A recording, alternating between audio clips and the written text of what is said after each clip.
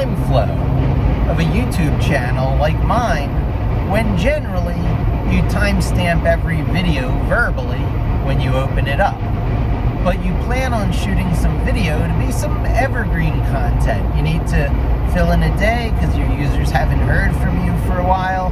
So you decide to go ahead and shoot a video, deliberately not timestamping it. However, almost everything I talk about has sequential flow, order matters. So it's going to be obvious based on the subject matter I talk about and how it relates to things in my life right now to date this video. And this video will get dated, I'm sure, in the time of transitions, of which every moment of is in your life. You are always in transition. Static states are an illusion. You are always a brand new you. How unlikely are you right now, the you that's listening to me talk? How different would that you have been had I, say, posted this video a week earlier, a week later? Which of you would if I actually caught with this video? Clearly not everyone watches every video I publish. How could you? I push out so many, and I use a completely different strategy than most. Most people are going to distill their videos down to their best bits by editing. I'm like performance art. If people are going to do their video gaming and broadcast their team video games because that is of interest, and it's not just the team games, it's not just the multi-user stuff, it's people just solving a game in the first place for themselves, one player. Because watching people game is a thing, it's a relatable thing. You're building a relationship up with a person who you see playing the game. It's a powerful dynamic.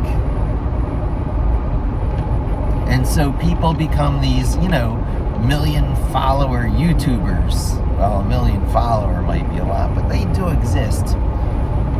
Based primarily on letting people watch them game.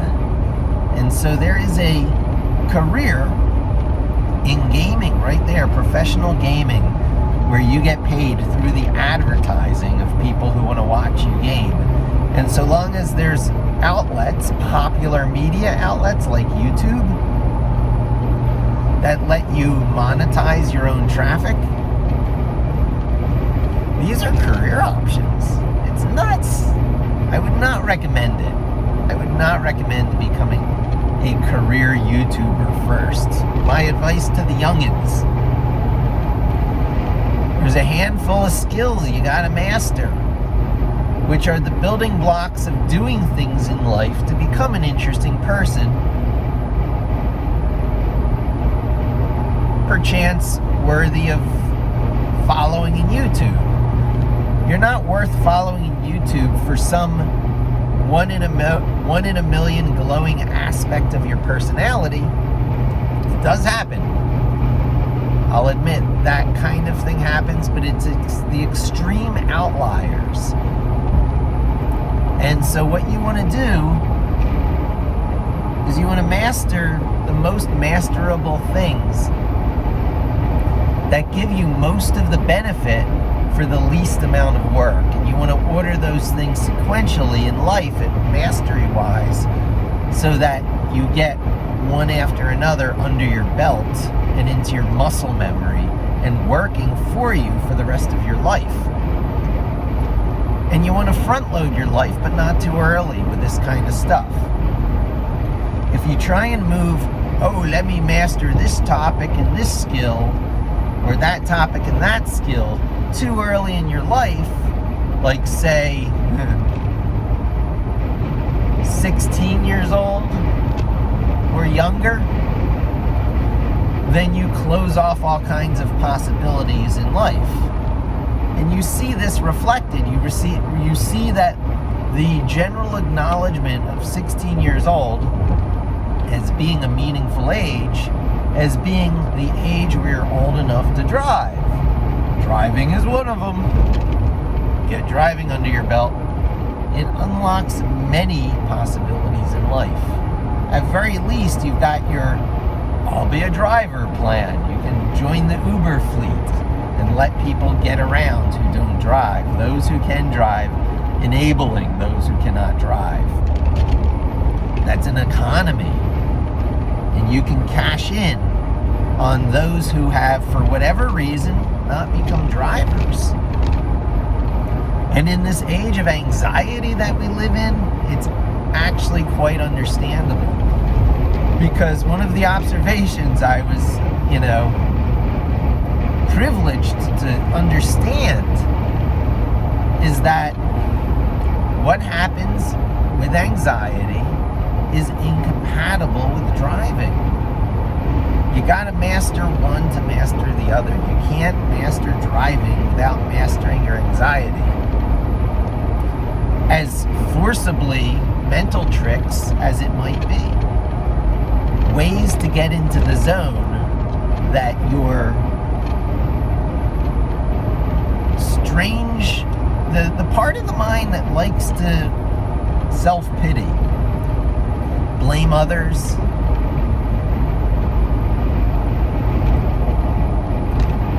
the one that says nothing is ever your own fault, you can always externalize the reasons for things.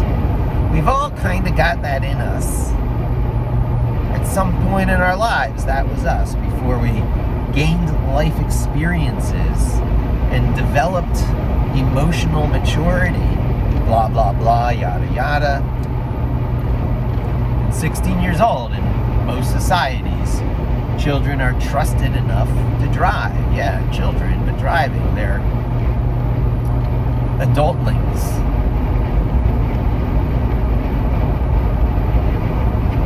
And the moment you can drive competently, you have an income if you want as a driver. And it's not new with Uber. That went back with cab drivers. First generation Americans coming here, making it. They're as smart as anyone else. So what can they do to immediately fit in with society and make some money? Become a cab driver. Which creates an interesting dynamic, because the people who live such static lives as to never acquire the driving skill are the very people who might be taken aback by a non-Native American as their car driver. You can imagine, right? Those coming to New York City for the first time and going through the experience of hopping in a cab. I guess it's a lot easier these days with the separation with a wall. They have like a plastic wall now, bulletproof glass or whatever between you and the driver. I guess it's not this way in Ubers, but in cabs, they have these, cash register systems in the back that take credit card. So the whole interpersonal process, including adding the tip, that used to be very personal between a cab driver and someone getting a ride, is not so much there anymore, at least not in the yellow cabs. But the yellow cabs aren't the only game in New York City anymore.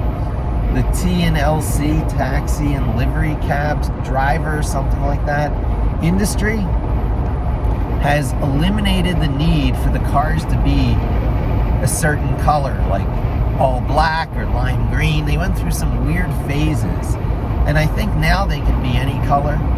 And I guess they had to go that way to compete with Uber, because what, were they going to keep Uber out of New York City?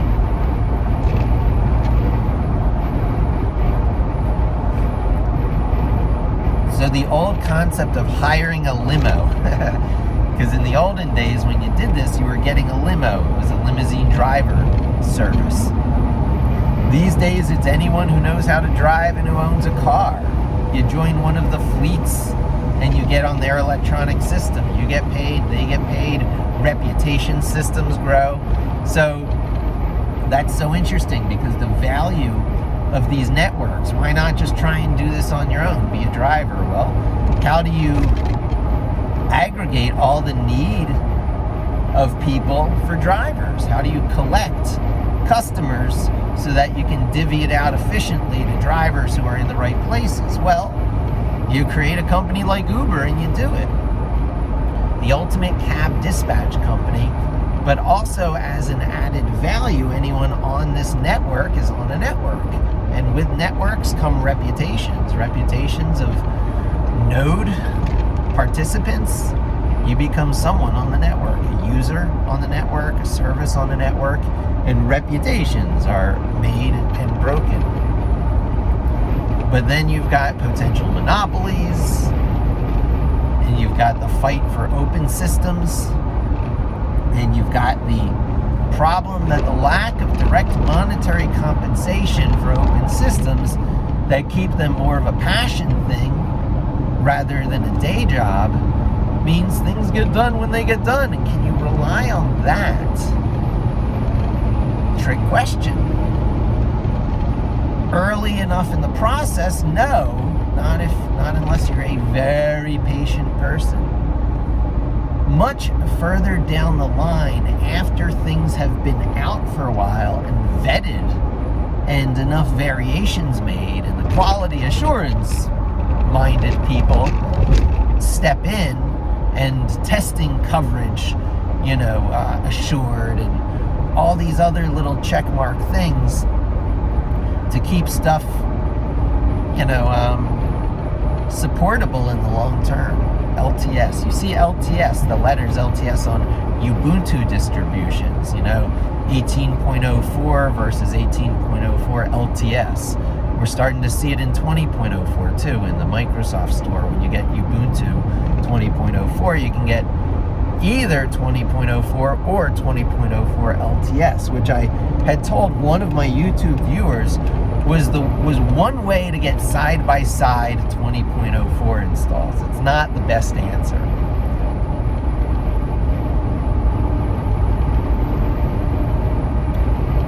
So we are always in transition at every moment of our lives. I feel a speeder behind me, so I'm going to give him all the left lane passing room he wants. But now he was exiting at the right, so he was actually angling to exit and did some aggressive moving to the left moves to do that, which put him in a tight pinch to cut all the way across back.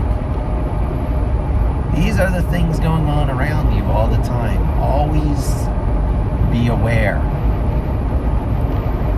It's like salespeople chemically change their brain with the ABCs of selling. Always be closing.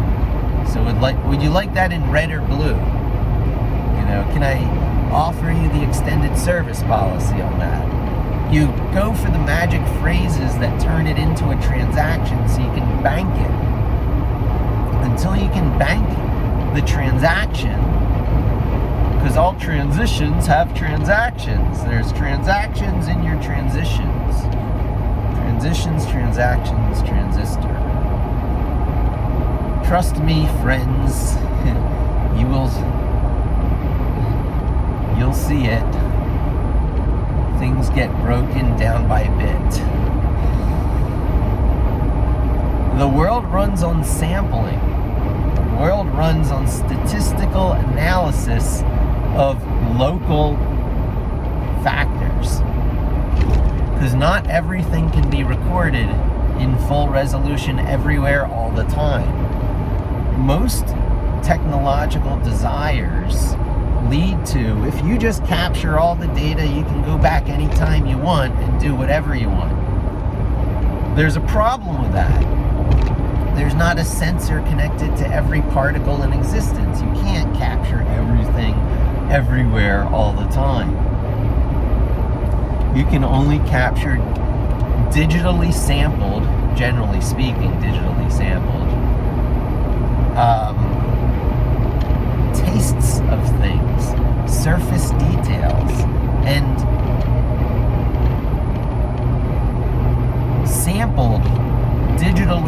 speckled surface details at that. So not only can you not capture the true touch, taste, flavor image of a thing in its original form, because you need some digital sampling device that increases or lowers the intensity of the thing based on the presence or non-presence of another thing. It's a switch, it's light. If the light is up here, you get white. If the light is down here, you get black. And then the bit is recorded as either white on or black off. And there's sensory equipment there. It doesn't have to be light levels for visual information. It can be saline levels for saltiness. There's one in taste. And so you take each thing that the taste bud measures, sweetness, saltiness, umami, I forget, sour. There's a few different things. And between intensities of each of these, you can create any flavor, just like you can recreate any image with the digital sampling of light across a matrix. It's similar with taste and touch, and there's certain mappings to body shapes with touch. So touch is going to be one of the trickier ones. But smell is centralized around a center place, just like eyesight and hearing. So digitally sampled right now very readily covers eyesight and hearing, not so much smell and taste, but those are not far behind. There's interface issues with that. To reproduce sight, you just put it up in front of your face again in forms of a screen, and your brain can compensate for all that weirdness of a screen and still let you have an immersive experience. Does smell work that way? Can you frame smell and taste and touch? So it's going to take a while on some of the other sensory stuff, but sci-fi is full of solutions to this. There are lots and lots of solutions to this. Do not worry. Tech, it's not a matter of whether tech can do that. It's a question of when tech will do that. So, okay, yeah. Where do we go at this point in such a discussion that transition is always occurring? We're always in transition. Static states are an illusion. So, in your now moment, which is your truest moment of existence, right? You're always living your now moment. You're never not living your now moment. How many now moments are there? 10, 20, 30, 40, 50, 60, 70, 80, 90, 100, right? That's about it. That's a good, generous life. How do you visualize that? Well, you're probably looking at this on a landscape-oriented screen, which resembles the landscape orientation of our visual sight, because two almond-shaped openings from a sphere. Our eyeballs are really sphere-like, but these openings are made in front of it to allow this optical equipment to work.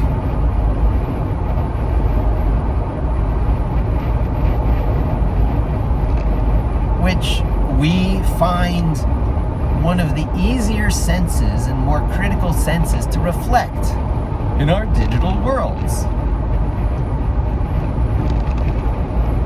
So much easier than smell and taste and touch, equilibrium, the whole human experience.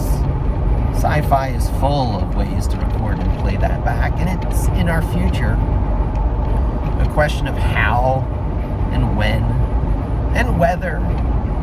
Why is always big, because you think, online with mobile phones is addictive.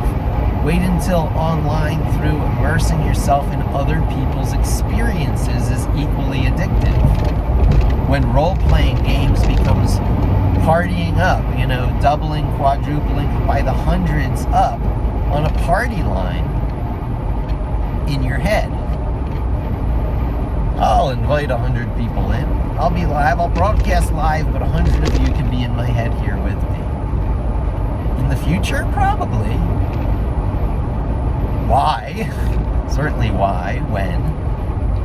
Why journalism and things like it? Making a living from being a professional doer, a professional host for life. Not everyone has to go on the mind-expanding extreme sports experiences. When you're doing your DMT while you're jumping off a cliff or whatever, you can be in someone else's body, having their experience with them, along with however many people that host cares to allow in. And when you factor in the free and open source movement, oh my God, can you imagine the free and open experience movement? For what? A little bit of, a living, a way to make a living for sure. Future YouTubers, right? Future YouTubers are just life casting. Their brand is them.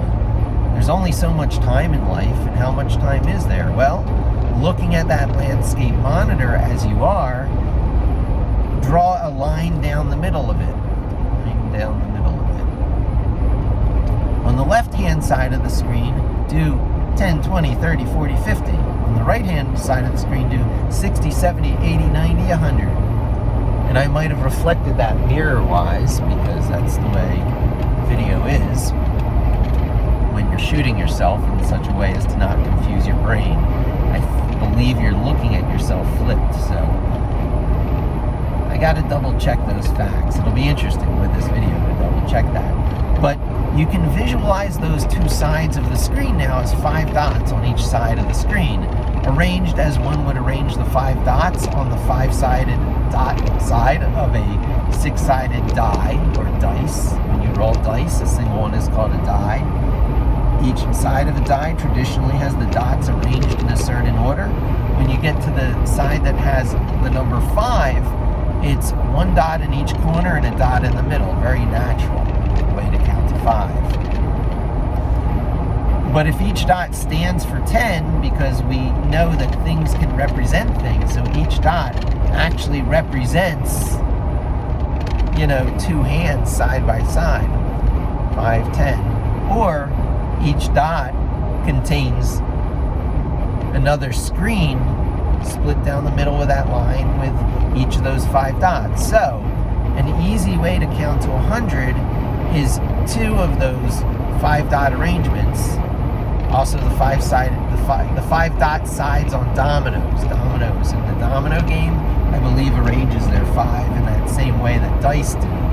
So it's another easy way to remember the 5 dot arrangement as being so important as getting the big overview of life. So as soon as you're old enough to contemplate these things, to get a grip on the how long, what experience are you really immersed in here, you take that 5 dotted square and you put 2 of them next to each other and you say, now each of those counts as 10. Count how much that represents. 10, 20, 30, 40, 50, 60, 70, 80, 90, 100. 100. People live to 100. It's not terribly uncommon. Betty White got to almost 100. Betty White is so much coded into my view of the world now. We're each given approximately 10 times 10 rotations around the sun. So that domino, because if you picture a domino now with the 5-sided dots on both sides, with the 5 dots on both sides, and that domino is facing you as matched to the screen, you can now view your whole life on a single screen. I should do some editing. I visualize that for you. But use your imagination, folks. Use the app in your head to imagine a domino or 2 dice side by side with the 5 dotted part facing you on each side. Each dot counts for 10 years of your life. 10, 20, 30, 40, 50, 60, 70, 80, 90, 100. I, my friend, have just completed the left-hand side. I'm halfway through. And I'm broadcasting to you as if I were the 14-year-old me, the 15-year-old me, the 16-year-old me. Being the perpetual noob, I have come to realize over my life is something I'm very comfortable with, and is something many people like to put behind them or not admit about themselves. We are all perpetual newbies. We're always taking up skills and new things for the first time. The world changes at a sufficient enough rate that you can no longer afford to be satisfied with or have expectations for a predominantly static world, that the rules governing the world itself are going to be the same at the end as they were at the beginning. There will be drift. Now the question is, where and how will the drift occur? How will our lives look different, and how will our lives look the same? Well, one way I would hope most of our lives start to look the same is reaching that 100 years. I think everybody deserves it. I think the body is rigged, probably as a result of the physiology and the physics of how life evolves and how generalized omnivorous life forms evolve in perhaps tidally locked Goldilocks situations. Tidally locked Goldilocks. We're in the Goldilocks zone. There's a planetary making machine out there. Clearly, at some point in the evolution of a universe, some locality within it goes through a transitional state where life like us is possible. We have no idea how long or short this transitional period is as a part of the greater whole. Is the trick of the Big Bang to the trillions of years after for either heat death or big crunch, right? Or perfect static stability. You cannot rule out that Einstein was right, that things reach a perfect static state through perhaps the existence of life, the triumph of life. The triumph of life could be reaching a static state that is not so uninteresting as to be called evil and shouldn't exist, because it's a waste of matter and a waste of universe to have everyone bouncing their ball in unison, as in A Wrinkle in Time, or everyone, part of some unity, as in Rick and Morty's Unity, or the blight in Fire Upon the Deep, right? Lots of scenarios lead to gray goo. Lots of techniques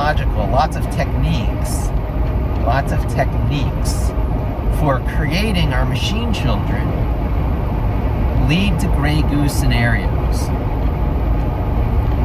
where, sure, there could be the heat death of the universe where everything becomes equally spread out hydrogen atoms, if we're lucky.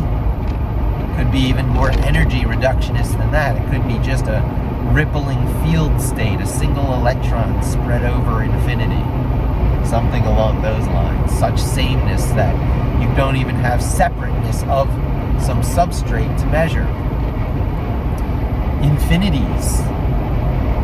The infinities are probably uninteresting because they are as incapable of contemplating themselves as we are of contemplating them. And so, subdivision from probably something we could call within. Separation of stuff. This exists as separate from that. In the beginning, God separated light from darkness, right? There's probably something to a lot of the different origin myths. They're all channeling something. Origin myths don't come from nowhere.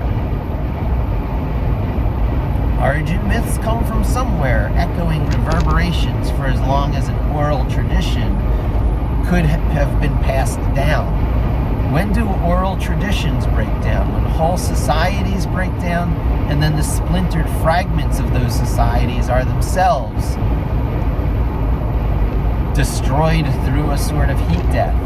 Enough generations gone by, the stories not told accurately, whisper down the lane, completely transforming the nature of the original information. Okay, so transmission of information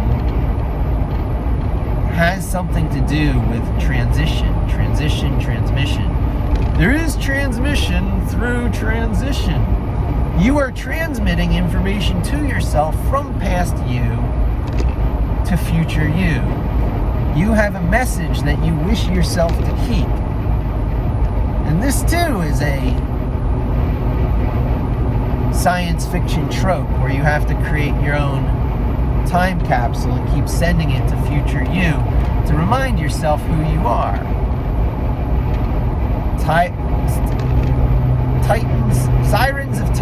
Sirens of Titan. Ah, the Sirens of Titan. Beautiful illusions. Whether something really is something or not. Kurt Vonnegut really did take on a good amount of the sci-fi responsibility left off with Isaac Asimov. In the English tradition, I have to read. One of my goals in life, when you set your goals, one of my goals is to read a Polish writer, Lou Lemming. I gotta even remember his name. It's hard to even remember his name. But his writings have been translated to a lot of different pop culture sci-fi movies that have to do with the inability to contemplate life on different scales. We live on a uniquely human scale. Uniquely.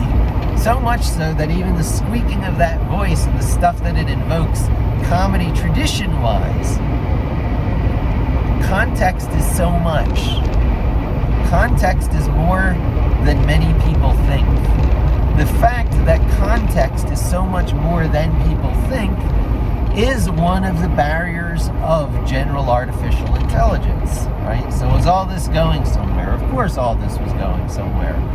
The concept reoccurs in Isaac Asimov's very traditional conservative robots coming into being in a world of, non-robots that have enough sentience to become nurses to our children, nursemaids, ever-present playmates to our children. That is the first in the Isaac Asimov I, Robot short story. So the Isaac Asimov robot story, now he's written a lot of books. He's one of these prolific writers, 260 some books. All right, but there's a core. The 80-20 friggin' rule, gotta use it. It's a tool, reducing clutter that we pack into our lives to hold us back. When goals elude and time flies past, and with each step you're still in last, until at last you lost your aim, you'll find recursive tasks to blame. Something along those lines. I remember it in spirit enough. The 80-20 rule just asks you to start to plan your tasks, so when you're only 1/5 done, you could have stopped and still have won. So the question in life is how much compromise? Since perfection is an illusion, since there's no universal rule book for life. Sorry folks, there's not. You can find everything you need to know in the good book if you like. You can be an atheist who believes in the sim, that we're probably not a first order reality, we're not a root reality. In all likelihood, so there's different lines of thinking. How likely are we to be the root reality of existence when simulations that are sufficiently complex as to create their own realities? Definition time! What is a reality? place in which a sentient being can live. What is a sentient being? A creature who is beyond doubt aware of its own existence. How can we benchmark such a thing? How do we know we're looking at sentient life when we're looking at it? Come on, folks, are you dumb? You're smart enough to be having this conversation. You're smart enough to recognize life when you see it. Sometimes you have to look more closely, or more slowly, or more quickly than you're used to looking. So you have to adjust your means of looking at things. You have to allow yourself to use different focal lenses than the lenses you use in everyday life, which are biased towards life that is like human life. We know for a fact one of the amazing things in existence is that we know as sentient beings, as human-type sentience, that there is other types of life that is not human-type. We are not merely self-aware of ourselves as single instances of this odd thing we call human. We are aware of others like us, from 7 to 8 billion. Somewhere between 7 to 8 billion seems to be the consensus of others like us, who seem to be okay, more or less, who seem to be staying alive on a day-to-day basis. Life doesn't collapse for everyone suddenly at 25 years old when they have their quarter-life crisis. Or at 50, like me, when they think their best years are spent. It just doesn't work that way. There are no universal rules. Different people's experiences are different, and they're different for deeper reasons than the random genetics you were given at conception. So there is a deterministic view out there that from the moment of the Big Bang, from the moment of absolute reductionist, when reductionist was carried out and the reduction of higher energy states was carried out to such a point that every potential ripple of a substrate, of a single unit whose interior can ripple, has so few ripples that any ripple that existed would have to be seen as a single perturbance across the entire thing simultaneously. In other words, the lowest wavelength of energy that a universe can contain. The universe contains even less than that. The first perturbance has not occurred. It is as close to nothingness and unity and oneness as can occur, and is as such terribly uninteresting. Not terribly self-aware. It does not have some separate mechanism that can think. It is simplicity in its truest state, perhaps as a pure mathematical. See, this is the separation of reality from thought. You can't say as a pure mathematical concept, or else you're implying the existence of an outer thing with which conceptualization can occur, which implies prior experience in order to take in sensory, input and to conceptualize. Or it doesn't imply some outer context, and it is not a mathematical concept so much as it is a pure mathematical object existing in a pure mathematical state. The nature of divisible things, of a substrate from within, from ripplingness, vibrations, interestingness, perchance particles, has yet to differentiate. That differentiation is the Big Bang. It might follow a pattern. It's tempting to think it follows a pattern similar to cell bifurcation after conception. Things combine together, rules, the predeterminism, such as it is,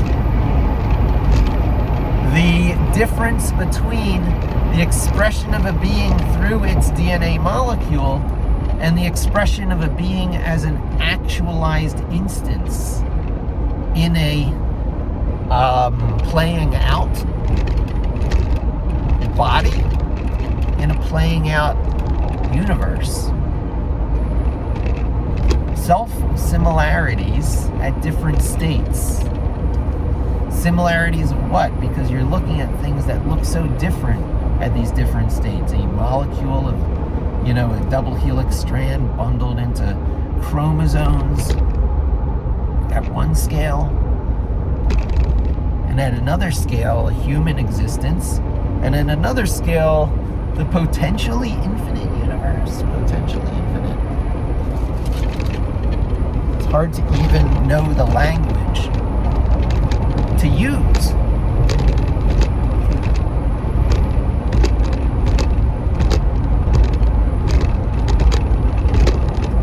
But we do know a few things, and we can, make some statements which, statistically speaking, are true. Since there's no pure truth, no big single guiding rule book for life, we know that we can and we must make do. And we must, as these mammal-like creatures we are, have assistance making do until such point as we can make do on our own. A quest for independence, perhaps? It's not true independence. No one's truly independent.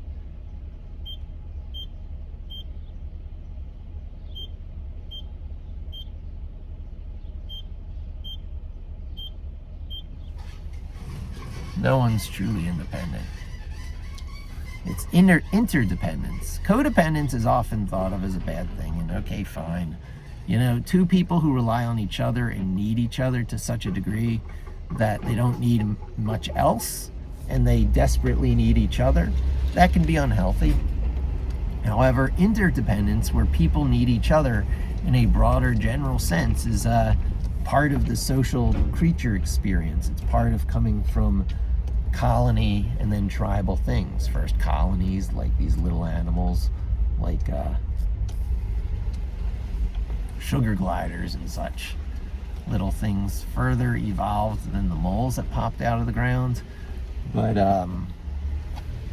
less evolved than, say, like the meerkats and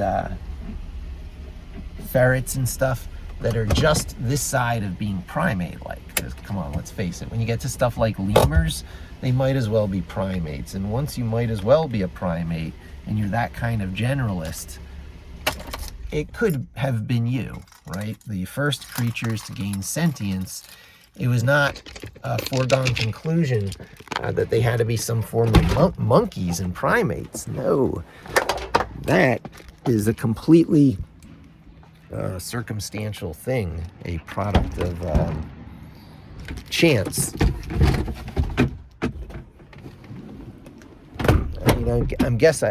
I guess I'm glad it was. Now what I'm looking for is a camera stand so I can keep the recording going on even as I unpack the car. I do not think I have them necessarily.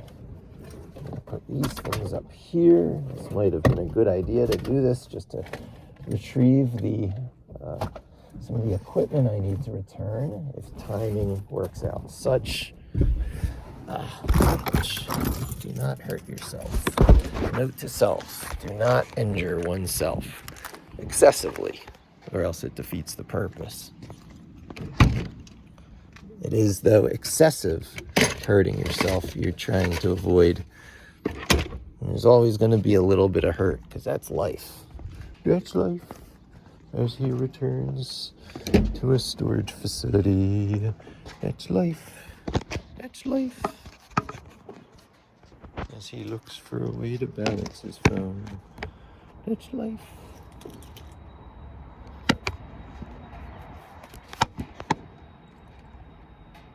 Like guess that'll be good.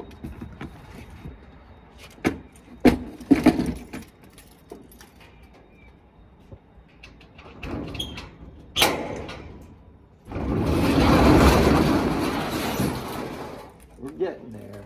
We're getting there. It is not easy, let me tell you.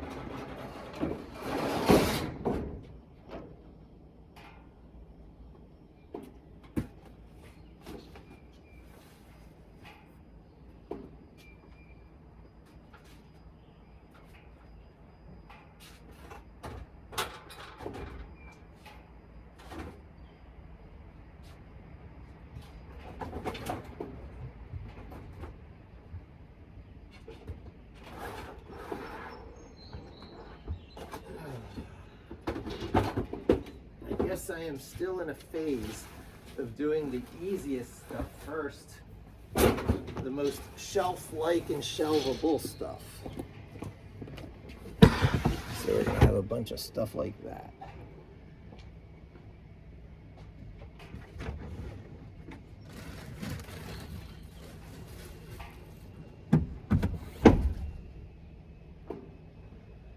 Whew.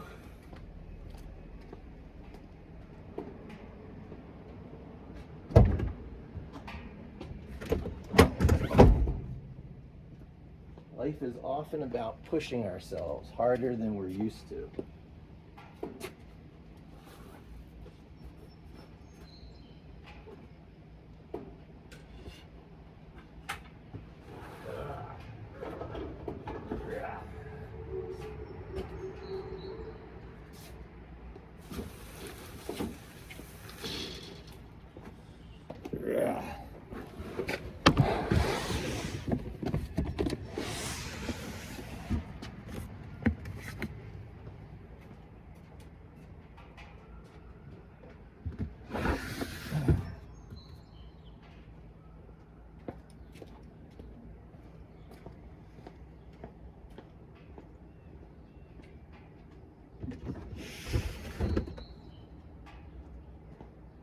I can't believe I do all this, but it's part of life.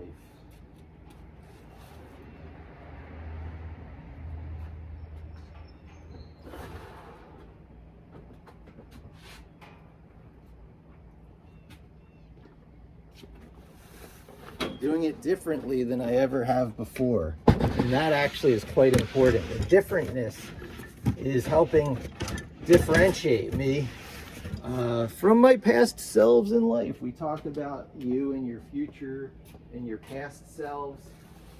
And this is a favor in a way that a past self me has done for me. What have they done? They have laid the foundation for a sort of sieve or a digesting system of what's good and useful in life, what's worth keeping. And I've always been drawn to sort of like these shelving systems, but I think now finally these shelving systems are in a perfect state for this digestion process I need to do. And so I'm actually working on getting to them. I'm going to bring this rope. I actually have something in mind for this rope. It's going to be, of all the things that I own that are going to be difficult to get into the new apartment, the big glass display case is going to be one of the most difficult. And I'm planning on making it a lesson in how that can be made easy if I have a little bit of time to plan for it. And so long as I can plan for it, I can even make it one of these YouTube videos, how I'm going to get this glass display case, I'm not even sure if it's visible here, but up a flight of stairs and around a corner. I'm going to have to measure it to make sure it can get around that corner to make sure the whole thing is viable. But yeah, I think that's very much the point I'm up to now.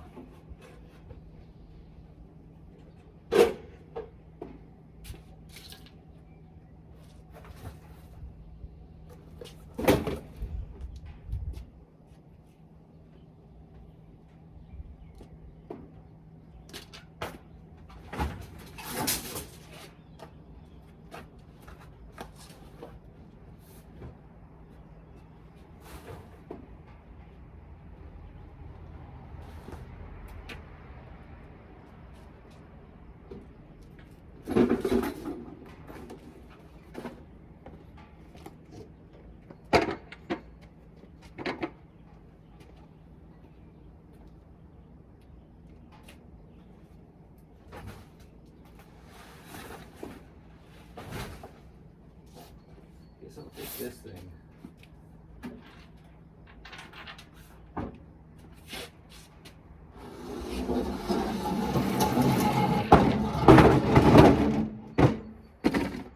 guess this is the trip for this.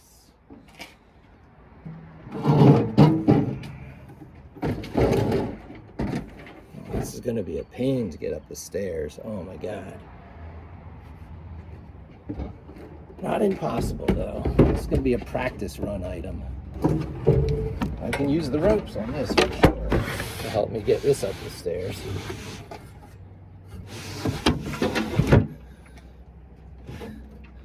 Yeah, and then one of the shelving systems, which I'm just about to free up.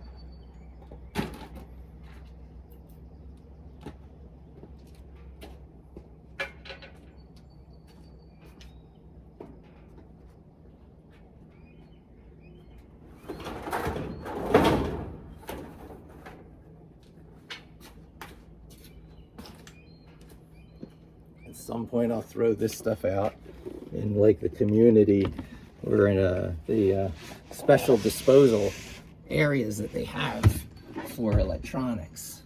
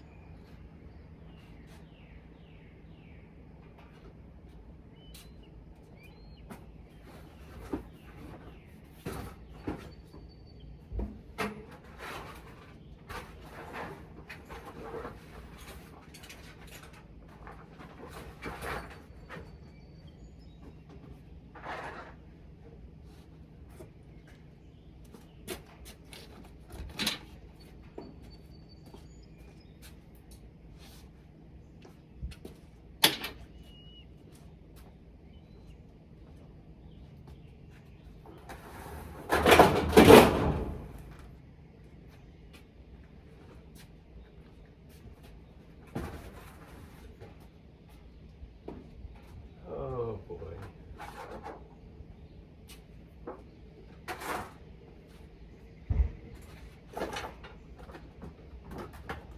Here come the shelves. Here come the shelves again. Here come the shelves. I think I have something shaping up in my mind. Kind of like containerization-able life. Containerization-able life.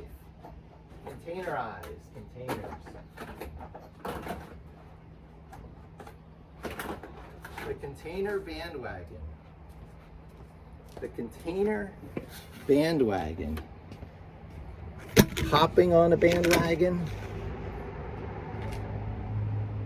Hopping on a bandwagon. Containerized bandwagons.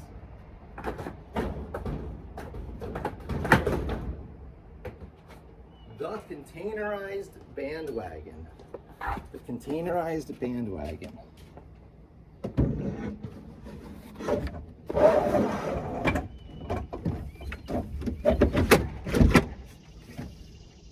Container-Nix. Container-X.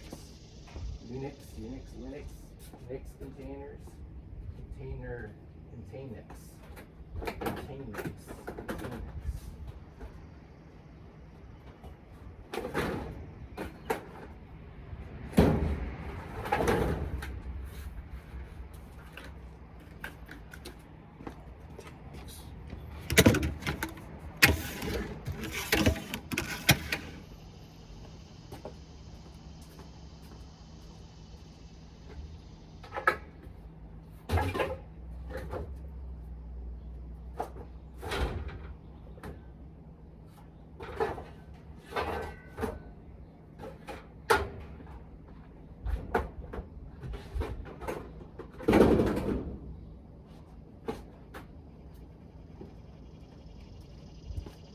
There's a lot of interesting things about containers.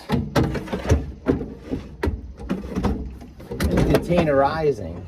It's not a particular technology, of course, because metaphors between real life and information technology tools.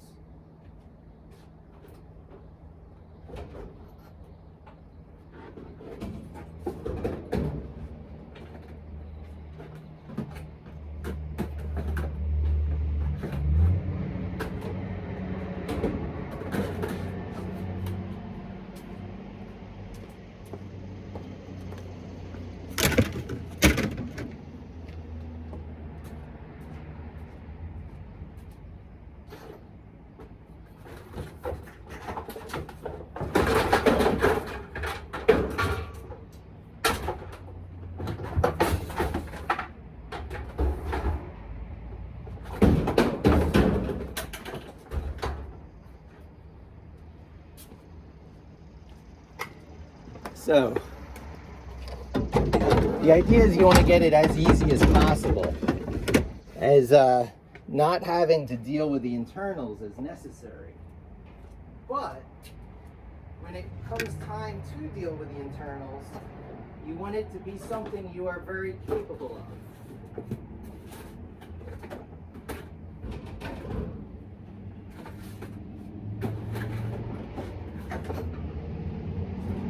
Push comes to shove, you need to control the way the system operates. You need to have enough understanding to control the way the system operates. To sort of step in and assert yourself and say, no, I want you to run this way.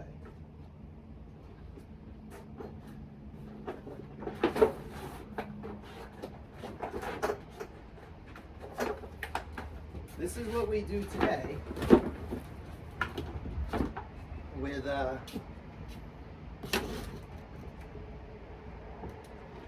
guess coding.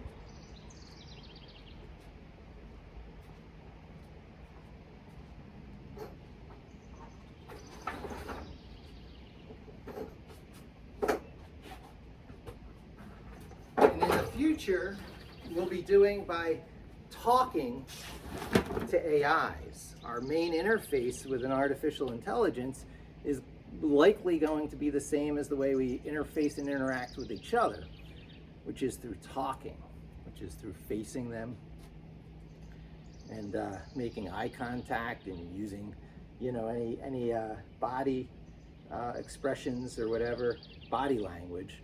And the computers, the robots, will understand you because they will have sufficient context in order to understand you. And to have sufficient context to understand you like that is sentient. And that is the age we're upon. And so a lot of people are deferring learning to code or program because I'll just talk to a robot.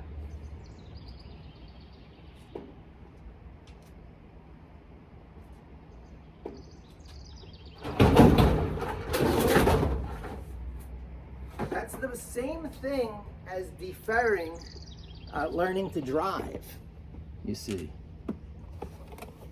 That's putting off a great ability that you can have as a part of yourself, part of who you are, can be overriding and determining and being able to create from scratch at the moment power hits the machine, what it does when it turns on. What's the first thing to run? What's the next thing to run?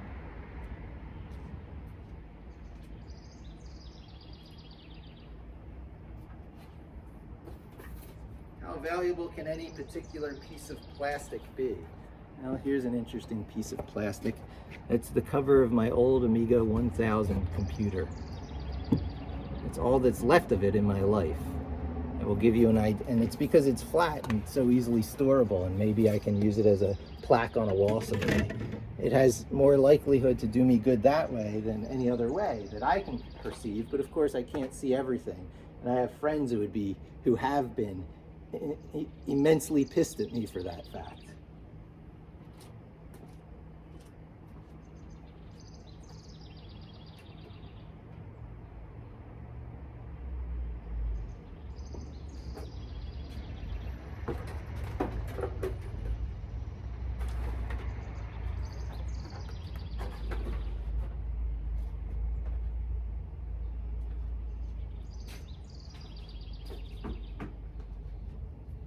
getting to where it's hard to even know what to bring at this point. I'm going to see if I can fit one more trunk in.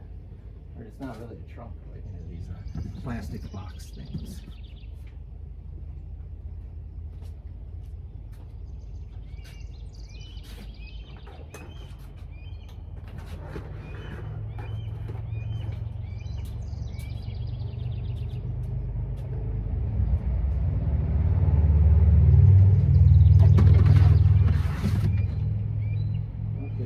That's I think getting pretty good. I don't want to overdo it because I don't want to have too much to do on the other side, really.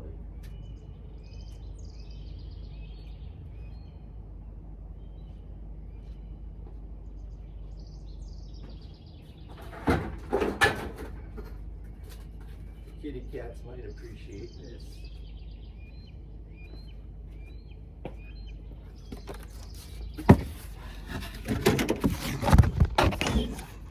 Oopsie daisy. Just a little bit more and we're done here.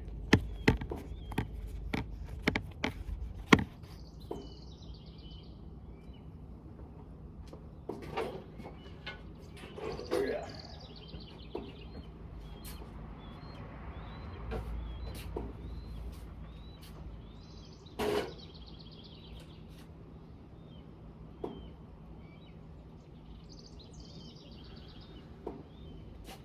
Artwork. Get that out of the heat.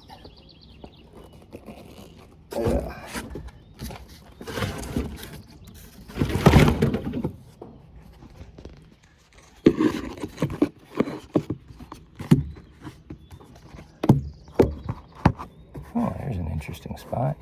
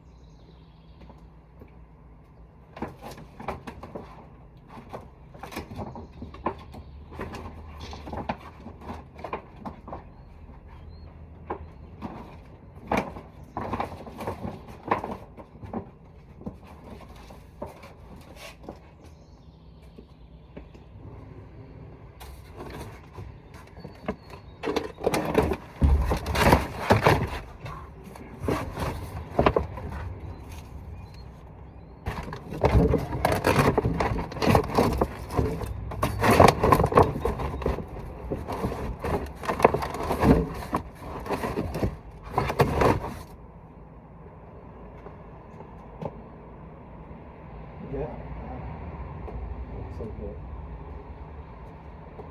Wow, okay. That'll be it for this ride.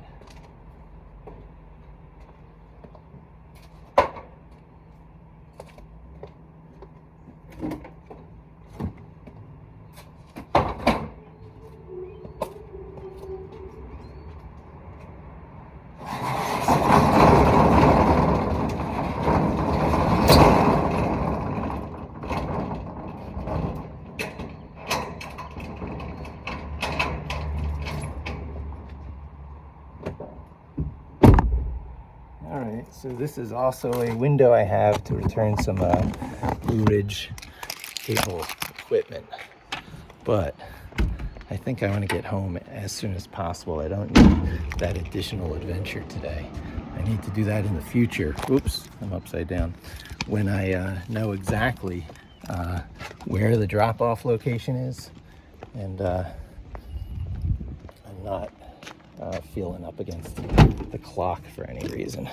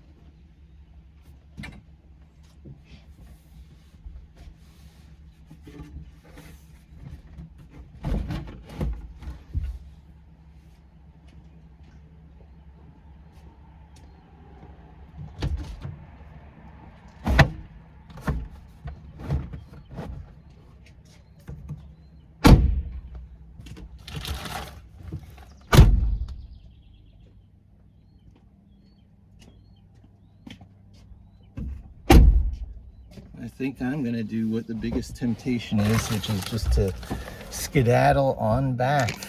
We're an hour and 7 minutes into the video.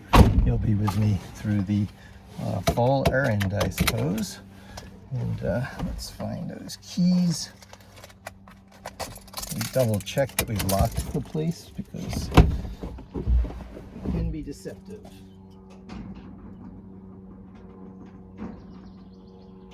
Yep.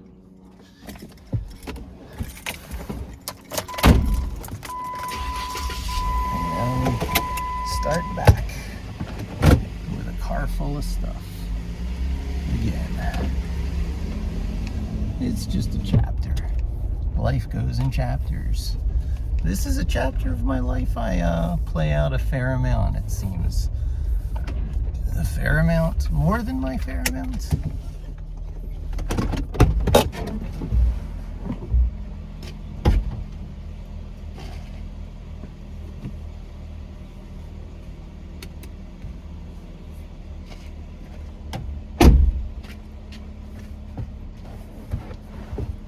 I've liked most things about this Jeep in the way it was built before all the digital stuff was built in. There's a little digital, of course, but I mean before it became so computerized.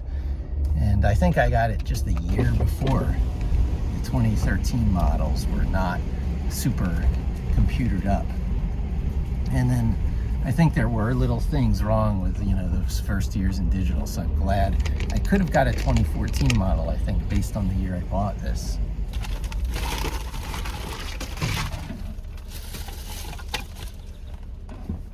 But I definitely decided to, you know, go with a year older, a little bit cheaper,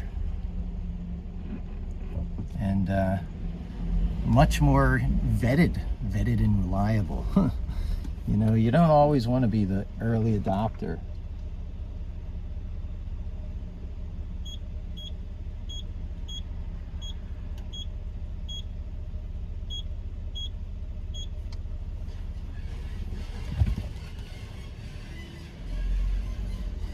Of a technology.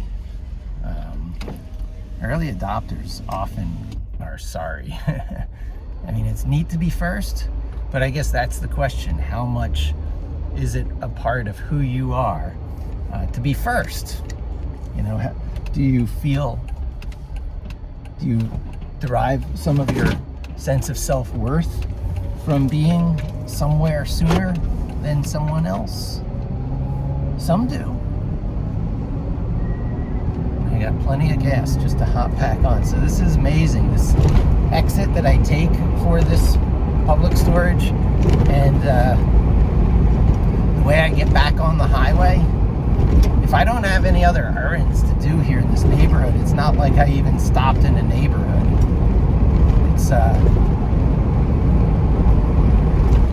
It's quick and easy. As is the way onto the highway from where I live on the other side, the New York side. I can get onto the highway very easily. I'm like 2 or 3 minutes away from the entrance, and then I'm already mid-island, so that most of the highway traffic you can encounter is cut down by at least half.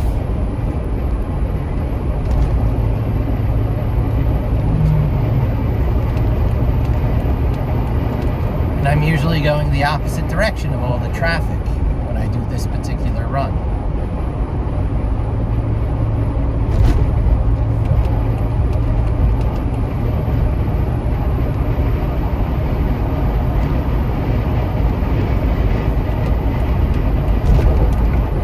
So, in driving, as in so many other things in life, we have these little agents that are running in our head all the time, constantly.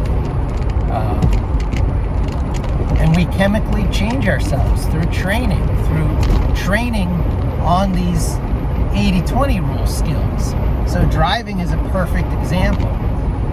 I mentioned earlier in this very video how salespeople change themselves to always be selling. ABS is their motto, always be, or no, ABC, always be closing. ABC, always be closing. The ABCs of selling. always be closing. We have little things like that running around in our head for driving, certainly. If I just stop to ponder a few of the ones that I have going on in my head, following distance is a huge one. Following distance is probably, number one amongst the various rules.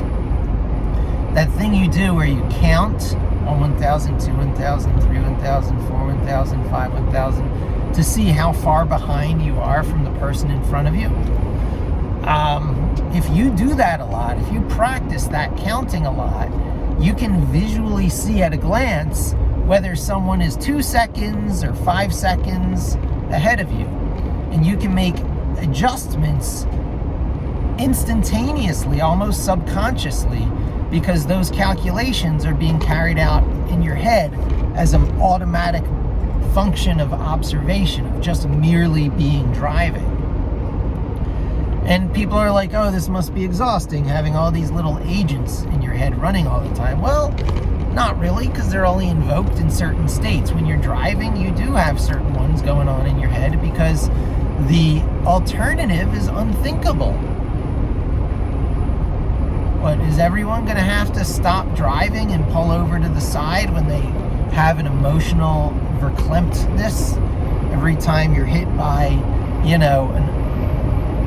the ground getting pulled out from under you? Okay, so here's where I guess I take this thing full circle and give it a point. At an hour and 14 minutes in, I am finally realizing that as sentient beings that we are, navigating with a hand on the helm, steering our course through life, with a fair amount that we actually do have the ability to do. But that is kind of the ultimate question. What are you going to do with that ability? Are you? First, there's an are you. Do you try and do something to have impact or change on the world, or do you go for, zero impact? Leave it the way you found it.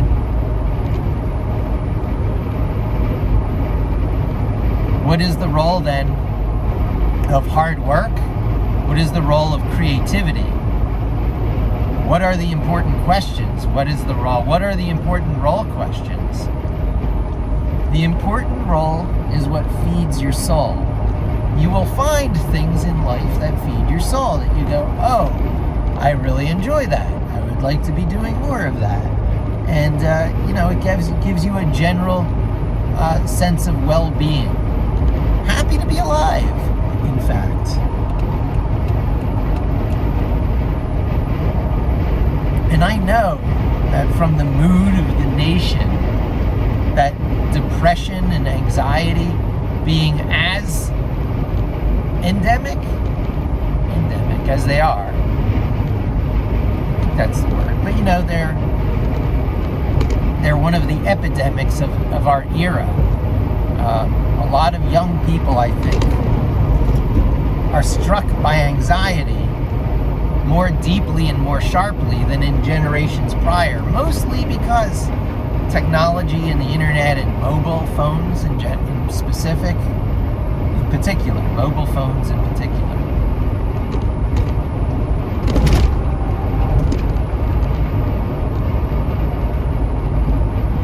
We have apps in our brains. There's nothing that happens on your mobile phone that doesn't also happen in your brain. But by that thinking, you bring yourself to solipsism very easily, so we don't really go that route. But we go the route that anything you can observe in your life is also replayable in your head. You can go through those, adventures in your head and entertain yourself.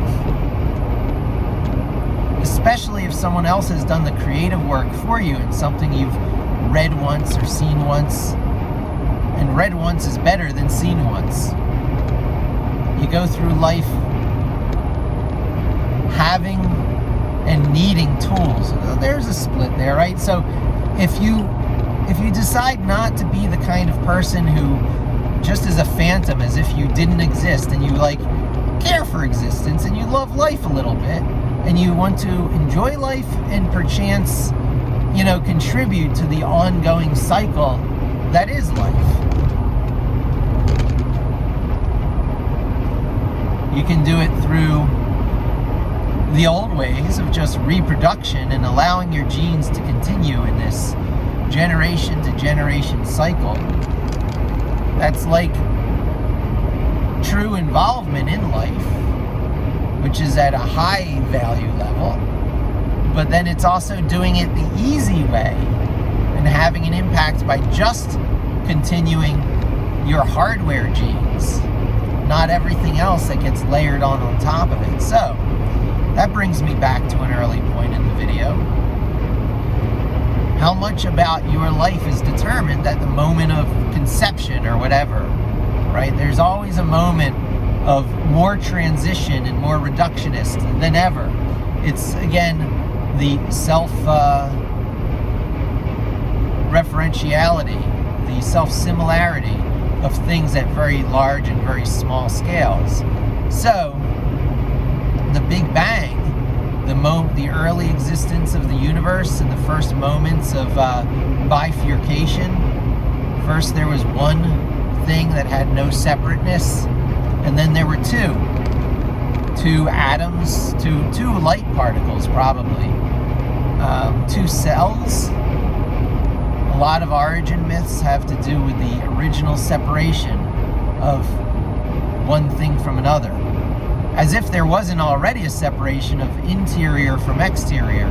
It's just, as observers of the interior, we don't have to talk about that boundary or that transition. And so one of the questions is, what is the outermost, transition? What is the most simplified? What is God and all that? We don't know, but we are either in its, root, subdivided substrate, its rippling membrane of media that somehow creates the illusion of being in time.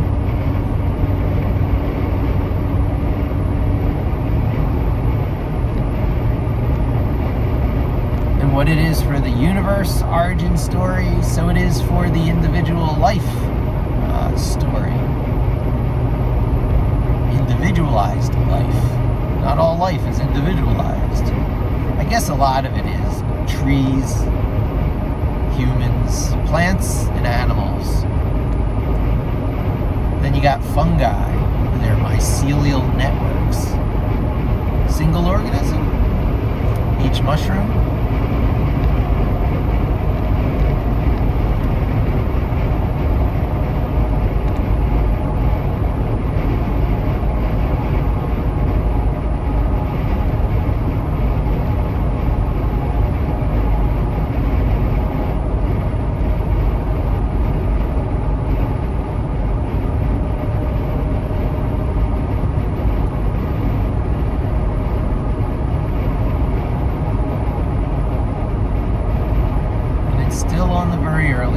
This run is not too bad.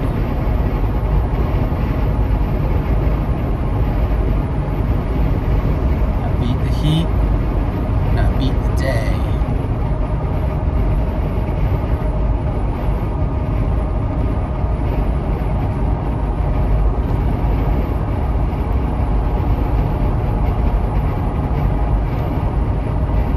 I got this at the Apple store, at Apple headquarters, before they moved to the UFO building. I think it was something like One Infinity Way or something. They gave up a really cool address to get that round UFO building.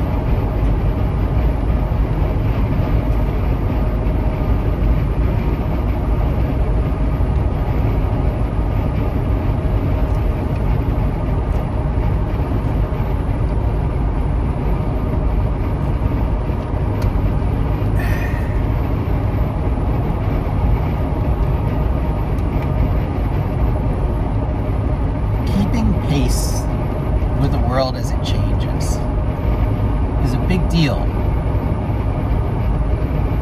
It's something that many people feel like they lost touch when they get old, like they don't understand the way it is anymore,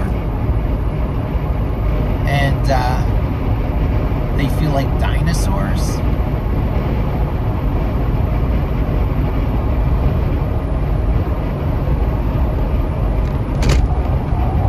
Don't fall into static ways if that sounds scary to you. If you love the new and you love getting better at, so there's this two-edged thing I actually am advocating, right? So part of it is the new, embracing of the new, right? You don't leave machine learning on the table. You don't not partake in the artificial intelligence revolution. You are there, you show up, and you understand the tools that are being used. But you keep a set of free and open source tools very at the ready. And you be able to express yourself on machinery from a fairly low level that you don't need set up with a particular Linux distro or a particular vendor's offerings, where you can sit down at almost any Linux distro. When I say that, I mean Linux distribution, and when I say Linux, I mean Linux because systemd. Unfortunately, all my Unix/Linux or *Nix discussions are about to take a very Linuxy turn. And it's not just for one reason, interestingly. It's for a few reasons. And I touched on it in the last video, whereas, Linux does diverge from the Unix way, the beautiful Unix way that made Nix-like operating systems win, is not what Linux is primarily. It's what the little piece of, spyware on your machine is.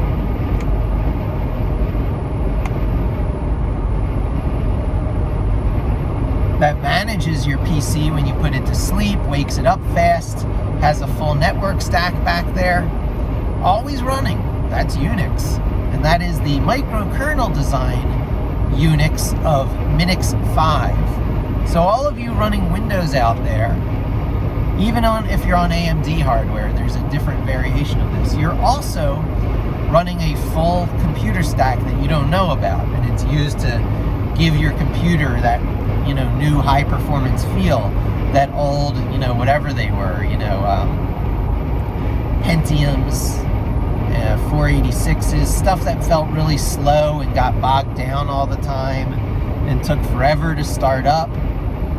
So now that's all gone away. It's gone away in part with the simulation of universal memory, things where RAM and ROM, where long-term storage of the hard drive and in-memory storage of processing seems to go away through tricks, through techniques, because we're far enough along in technology where we can convince you computers have always-on memory, even though they don't, because it's so low power to maintain always-on-ish performance with today's high-performance caches that are built into hard drives and CPUs.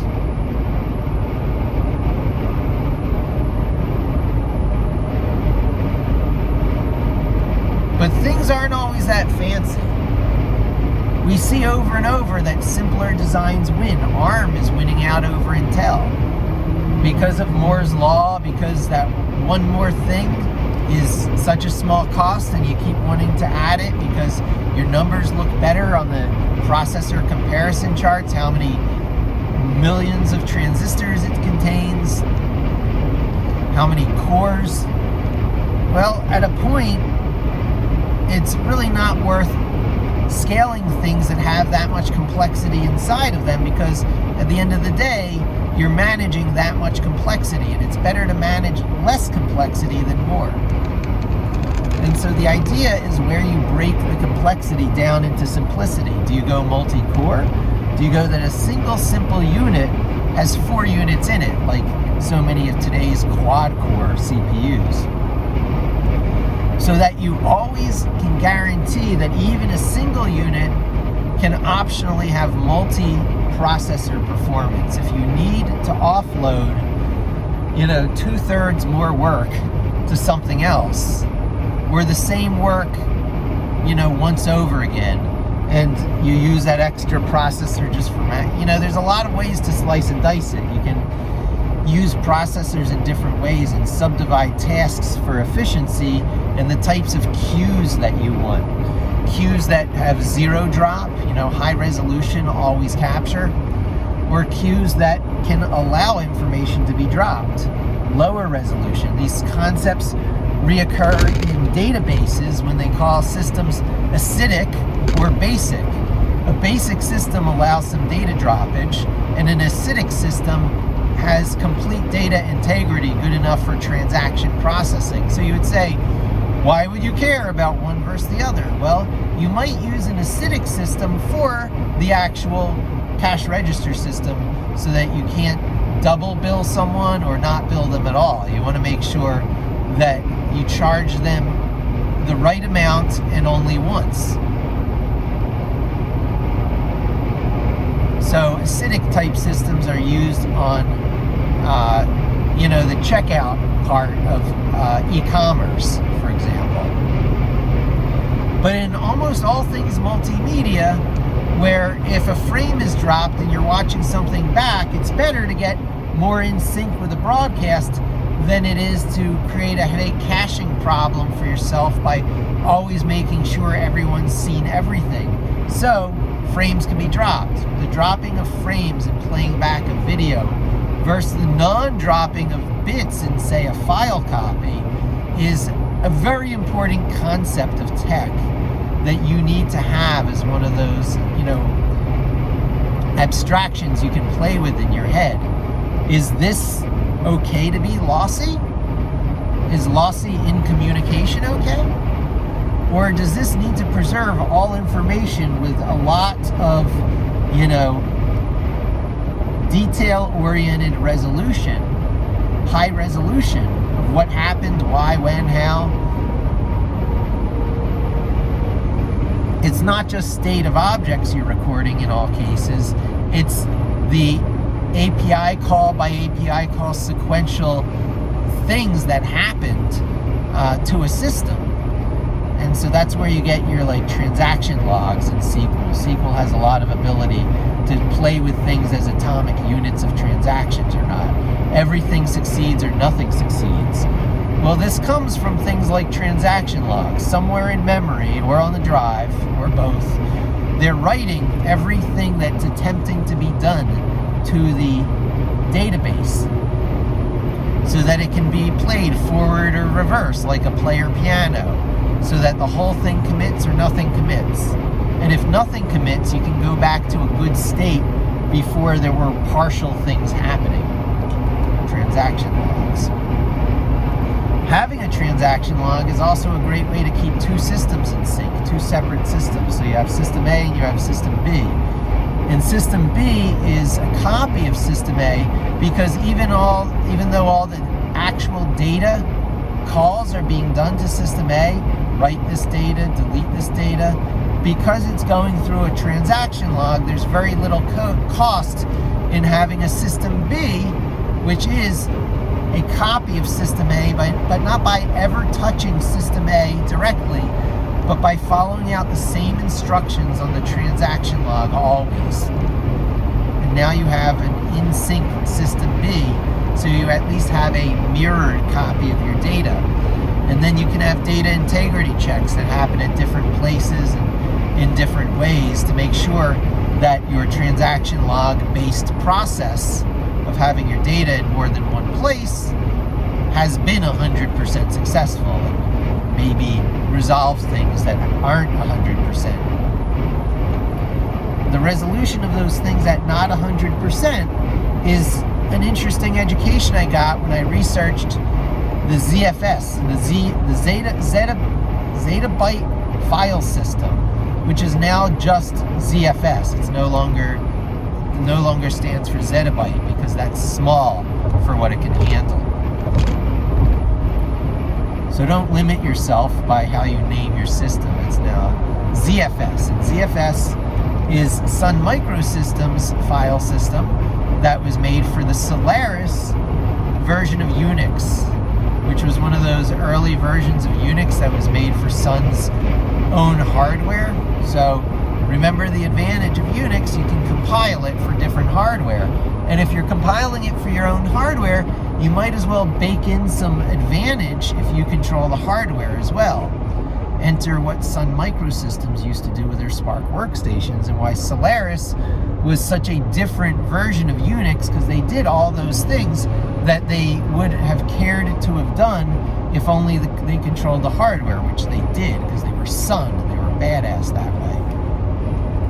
So Sun is like the grown-up version always of Commodore computers. Whatever Commodore did at some small scale for home computer users like me, giving you a taste of Unix through Amiga-DOS, Sun would do to the nth degree through higher-end workstation, more custom, more high-performance workstations that were ultimately, I think, of their own design.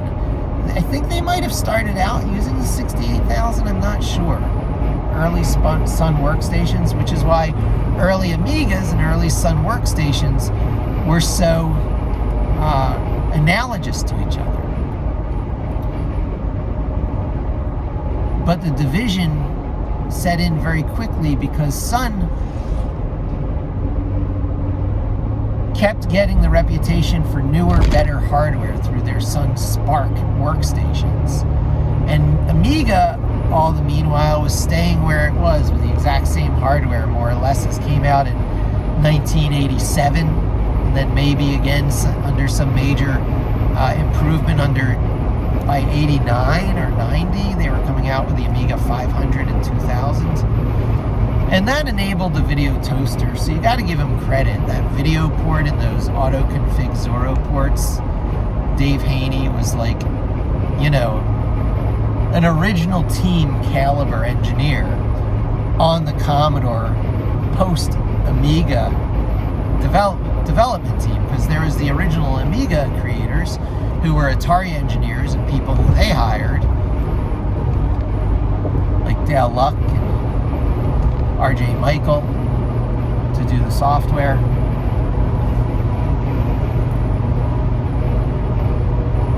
Who all got hired by Commodore, and they tried to move them all to Westchester, Pennsylvania, and that was just a deal breaker for most of them. And that's what I was born into, not Westchester, Pennsylvania, but that's suburban existence. And they all came from the West Coast. They were West Coast people and couldn't find themselves living in Westchester, Pennsylvania. And God bless them, more power to them. That's how Commodore lost most of the original Amiga team. They weren't moving to Westchester, Pennsylvania. And Commodore was like, well, too bad, that's where the jobs are. And so all these other people took over who were willing to move to Westchester, Pennsylvania.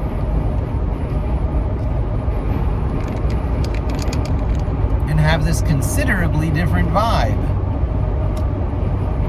And they knew it. They were too cool for preschool, or whatever the expression is. They were the cool kids living in suburban Pennsylvania.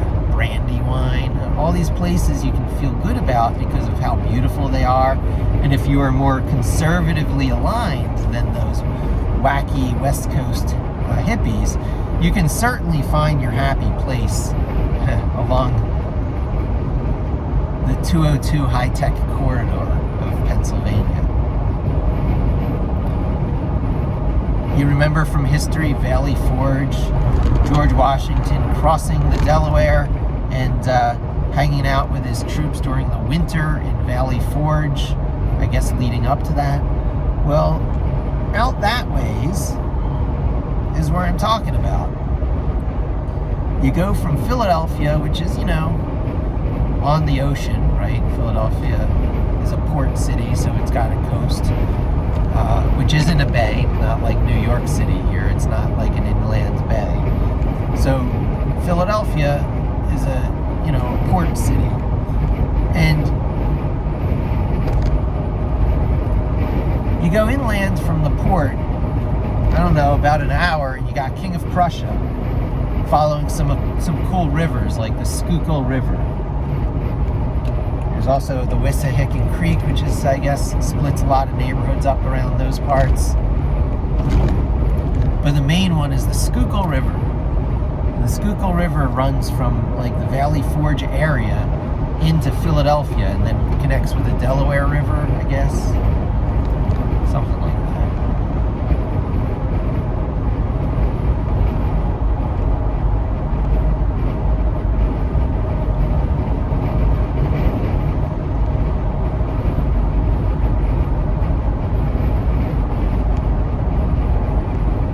So an hour inland is where Valley Forge is. Probably about another hour inland from that is where Commodore was, QVC is today, and a lot of the Commodore engineers were located. You come out of college or whatever, stars in your eyes, I get to work at Commodore, whammo bammo, you end up in the middle of Pennsylvania. So I was born somewhere between Pennsylvania and the city of Philadelphia, where I went to college, Drexel University.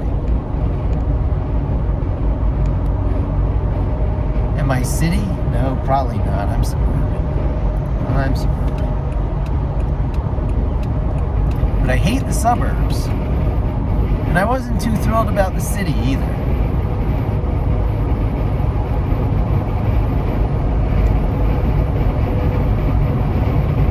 And I move a lot.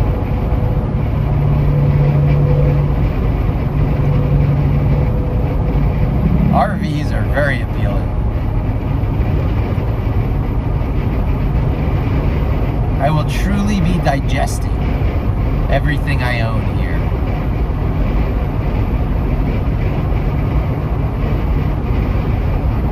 A lot of stuff left over in the place there. I will offer to my wife's friend who she's with. They've got a lot of places to store stuff. So anything they want to keep from out of that stuff, they will be invited to. My one big challenge still ahead of me is that glass display case. That was still this video. I was pointing that out. That was an hour and 40 minutes ago. Oh my God. Well, it wasn't that long ago because I started the video, I guess, partway out here. This is a long one, vlogging, my very long vlogs. You're welcome. I'm happy to share my very long vlogs. I hope you're listening to this at 2 times audio, or at least 1.75. I wish there were better places to stop on this drive. One of the advantages is you just hop right on the highway on one side and you hop right off the highway on the other side. It's an easy run to make. Comparing it to other drives like this I can compare it to that I know of, that I make, this is an enjoyable drive. You can probably tell it through the way I talk to you through the whole trip out and back. I do not mind this drive. I never minded it all that much. I could have lived with it for quite a long time. But I understand the speed, the need for speed, right there. But I can't be used a certain way. I have to resist being where everything is pushed to because it's inconvenient because of lack of driving.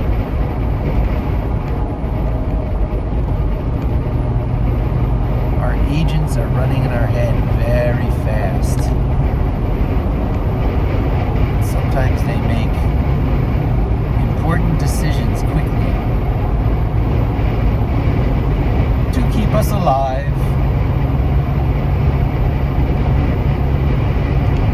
And it's better to be alive than to not be alive. alive. One of the most important aspects of the game, such as it were, is when you clock out and how. You control a lot of that through epigenetics. You hear all those stories about living things just knowing it was time and not hanging on anymore. There's a crossover between where it's worth spending the energy reserves you have and it's not. And once it's not worth spending your reserves of energy, it's a different thing entirely. We have something that's being held on to continuously, whether you're asleep or awake. Isn't that a kick? Your deliberate need to carry on life, your preservation of life,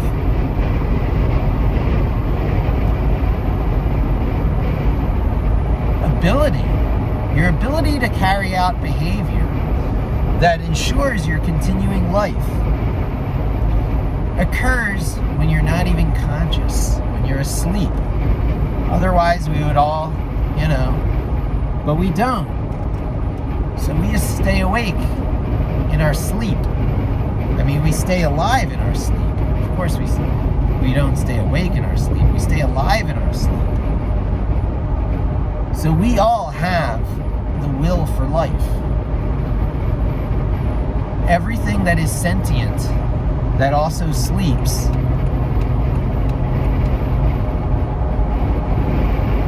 has things going on in it that can take over for, stand in for, a sentient conscious mind. Turns off all your connections to your body control and creates an artificial world in your mind. A world which is as indistinguishable from reality when you're dreaming as, quote, this real world is when you're awake. And that, we must believe, is the material world through finding solutions as a process of evolution, channeling the expression of something that exists on different levels. Dreams inside the head. So the head of a human-like animal must be part of the overall rules from the universe. The universe sustains meta nodes that can run around knowing a little something about where they are in the greater picture. Some little part. It's probably very localized. That's how potentially damaging patterns of replication are kept from doing harm to the greater system. There is natural firewalling. That natural firewalling can be time, distance, or actual walls. It depends on the system. That natural firewalling can be birth and death. Natural walls, borders, barriers of a system. You want to make something self-aware and not too damaging? Make it born without any idea of what's what, and make it die after a certain number of years no matter what. You have just dramatically hardwired into the system an inability of any single pattern, idea, notion, technique, expression of technique from taking over all of creation. Lifespans, natural firewalls, planets with gravity wells that are hard to escape. By the time escaping gravity wells of a planet is no big thing, distance between planets will probably be no big thing too, because non-locality. What I'm leaning towards is that the sci-fi concept of ansibles is possible. Faster than light walkie-talkies. Time travel.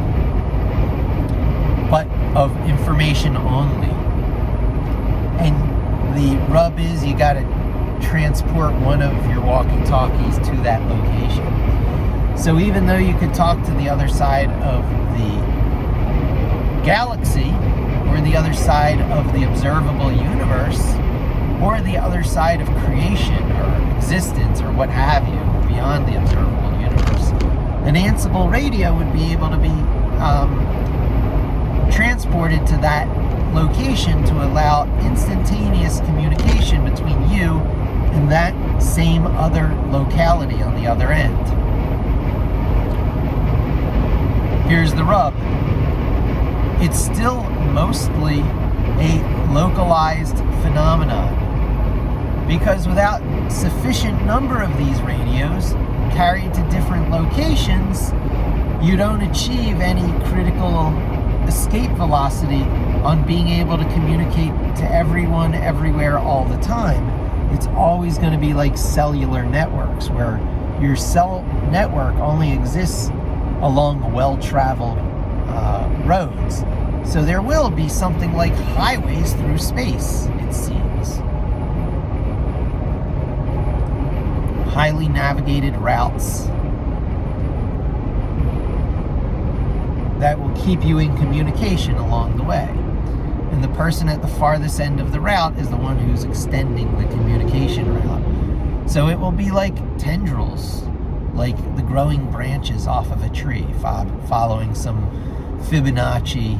It's probably going to be divided into 360 slices. No, well, some Fibonacci number will decide how things get sort of subdivided out into travel routes, because for lack of any particular destination in mind, because there are zigzaggy routes, there'd be the wagon trail routes, right?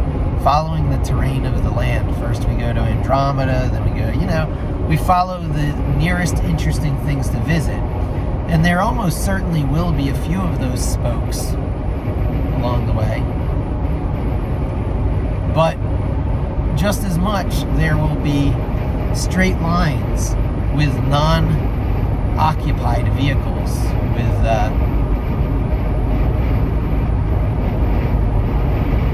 what are they called? The Bobiverse. The Bobs were those things.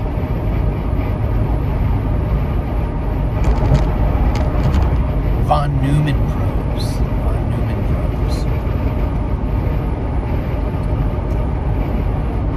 Big question is whether the von Neumann probes need to be sentient.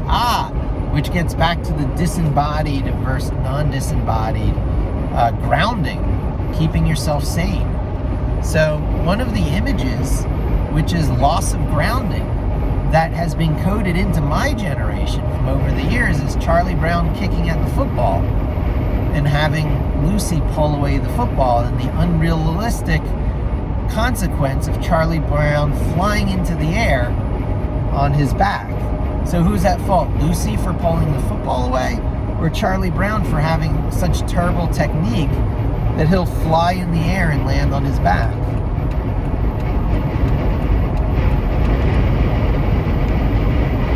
When people have anxiety attacks, when fight or flight kicks in, the response where one has to go into a mode of behavior where they might have to save their life through their actions in the next few seconds. Now, that creates a release of cortisol into your bloodstream, and that cortisol triggers off a release of various adrenalines, neopinephrine, a bunch of stuff, which is part of your sympathetic nervous system, which ramps you up into readiness, which puts you into a state of hyper alertness, which I'm quite certain is, part of the motivation for the Dune sci-fi's melange, spice. What if there was a state of awareness that could utilize much, much more of your brain, going from the 10% that's often quoted to more like 100% of your brain? Could you not do things like a supercomputer? Could you not do celestial navigation, which will be required if any sort of faster than light travel is actually possible? Now, What I'm saying seems like is possible from non-locality, spooky action at a distance. One of the big sci-fi obstacles that's going to be overcome is faster than light communication, but not travel. It does have its own paradoxes, even faster than light communication, because you can announce the arrival of someone far before it actually happens.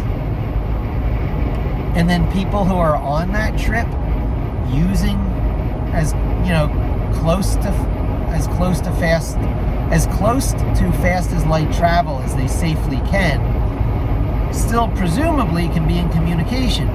So one side of the conversation seems to be talking super, time's going faster for them, so their talk is faster. And those people who are at more of what would look like a galactic standstill in that frame of reference, their sound would be going slower.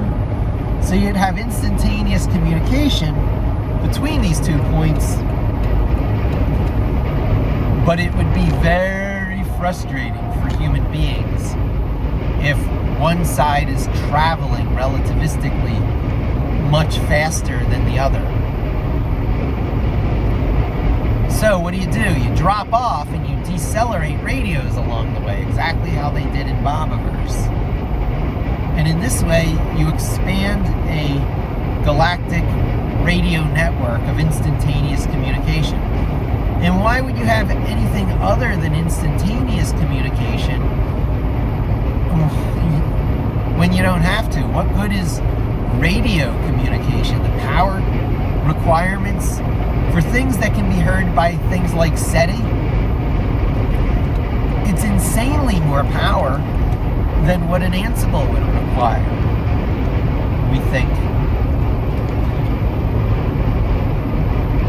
Ansibles, because of the way they work at that quantum entanglement layer, presumably could also be charged by Casimir force generators.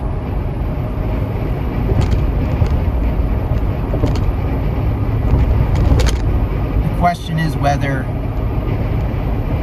Newton's second law of dynamics, conservation of energy inside a system, applies to all that 0-point energy popping in and out of existence in quantum particles. You can hear some very interesting YouTube conversations.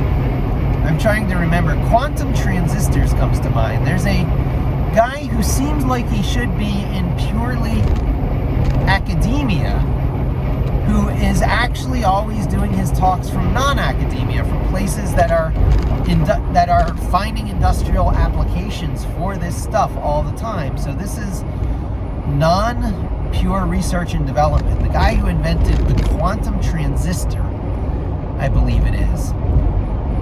I forget his name. He's got a heavy German accent, or Dutch or something. But he'll talk about how, you know, the effect of lift of an airplane? So an airplane has lift because as it moves forward through space, the shape of the wing creates a lower air density above the wing than beneath it. The teardrop shape lowers the air pressure. So when you add forward motion, lift is achieved. So as long as you carry your own power source, you can always be flying. The Casimir force down inside of,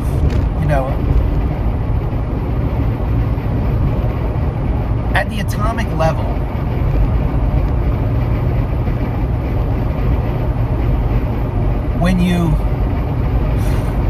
it has a lot to do with this airplane wing shape.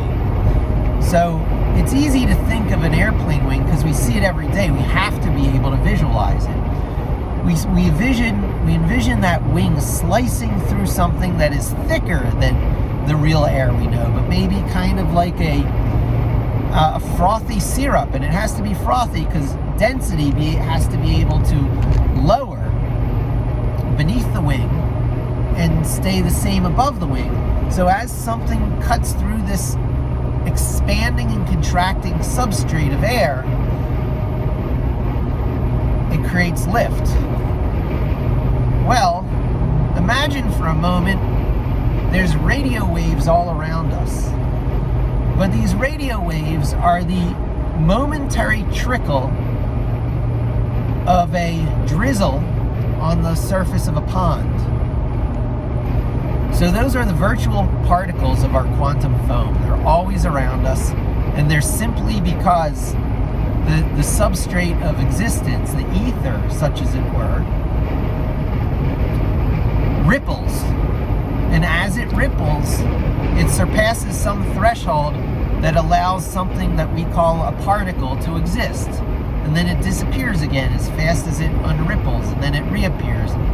There seems to be some sort of random in this process. We can't predict the rate at which these quantum particles appear and disappear. But we can carry out experiments that prove their existence. And one of those experiments is bringing two plates close enough to each other. Now, I used to think it was anode and cathode so that electrons could go between it, but it is apparently mirrored surfaces. Surfaces which can reflect light or electromagnetism back. So this is a surface under which resonance could occur because it's a mirrored surface, apparently. Well, resonance doesn't really come into the picture, but what does come into the picture is the fact that electromagnetic waves of certain size cannot come into existence if those sizes are larger than the distance between the plates, the mirrored plates. This allows a pressure outside the plates to be pushing inwards, kind of the opposite of lift, because there is lower kinetic energy implied pushing outwardly pushing an energy implied in the now only lower wavelength virtual particles that are allowed to come into existence between these two mirrored plates. Trickle, trickle, trickle, trickle.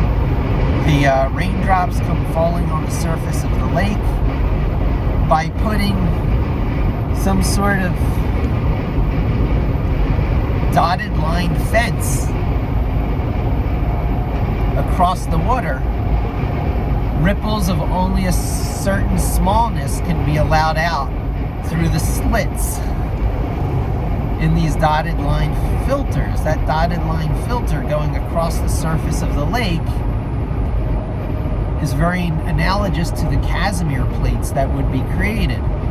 So where is all this energy going? Well, if it's slats across the surface of the lake like I just drew, there's sort of a white noise effect where the pushing out and in at each level cancels each other out, and there's no net energy gain. There's no zero force energy tap. What you need to do is control how these filters are spaced out over a surface so that there is a perpetual net outwards push. And once you have these filters on a two-dimensional type surface worked out to having these outward pushes, now how do you convert that into, instead of an exactly outward push, redirect it? No longer outward, but try and put it at an angle. Maybe give it change the direction of its momentum. Try and see if you can do it around a radius and get internal angular momentum. That is a Casimir turbine, ladies and gentlemen.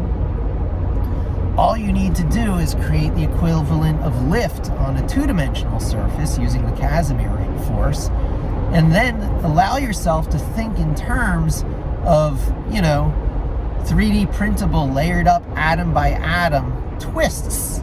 You are allowed to put a twist in the mirror, ladies and gentlemen. It doesn't have to be two plates exactly facing each other to do the Casimir effect of canceling out certain wavelengths between the plates. It can be a gear a gear-type mechanism, a funhouse mirror. A funhouse mirror which creates shear. It's a shearer. So angular momentum is created in a Casimir turbine generator through shearing mirror plates, shearers. So you have something whose internals are constantly spinning.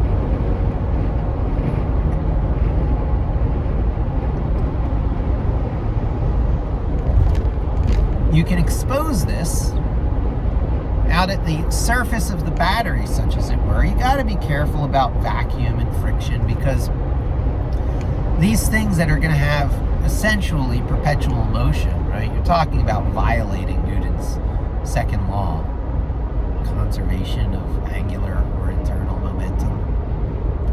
The 0-point energy tap is by being able to add to internal angular momentum through the Casimir force, through a series of flat plates whose internals, the internals of the flat plates, make them spin, either relative to a fixed part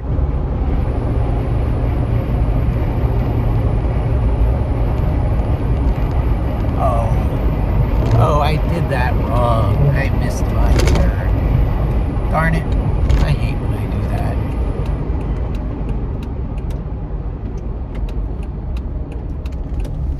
Yeah. Ugh. Yuck, yuck, yuck. Maybe I'll take advantage of it and grab some food. This has been a 2-hour video. The wrong turn is the least I can do. I lost track of my 280 exit from I-80. So I-80 is like this big, beautiful mountain drive, and then it becomes 280 as it gets close to the city.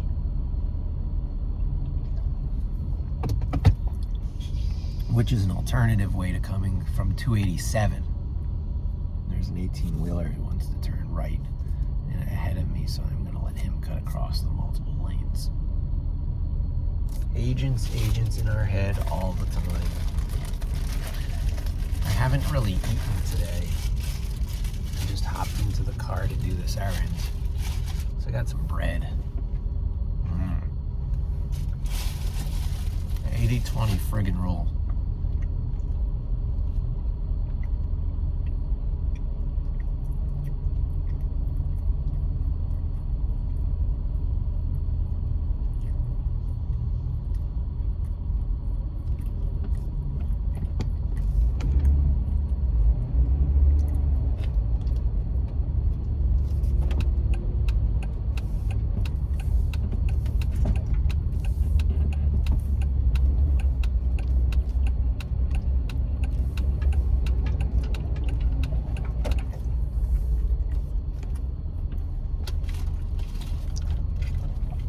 Check if GPS on my other phone works.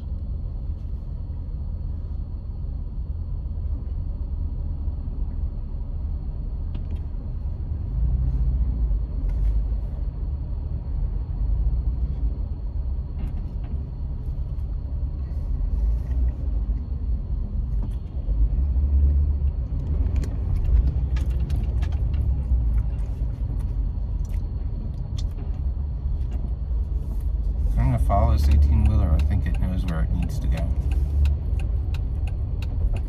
Oh man, I'm already encountering the shitty drivers. Not even that place I go.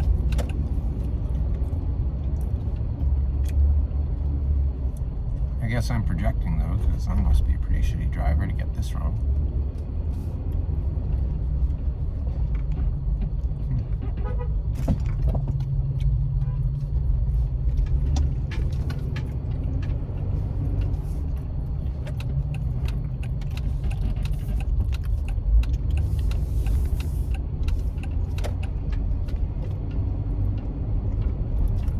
280 east is what I'm looking for. 280 as towards the city.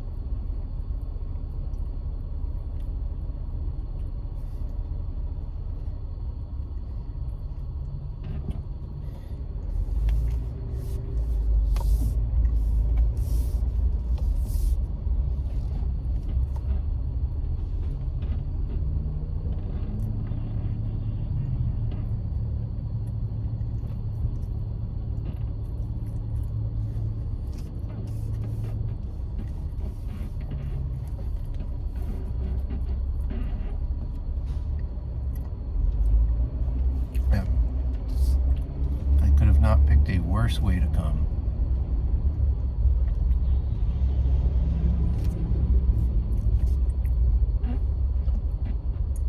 He's going to the right, I'm going to the left.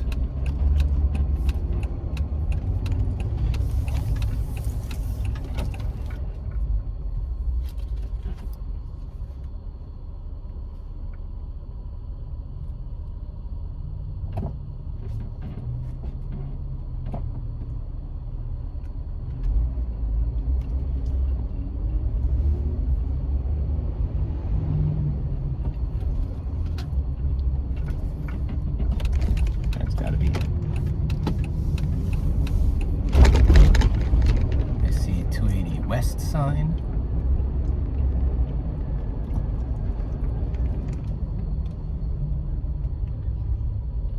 And I see another 280 sign up there, which has got to be east. Didn't need no GPS.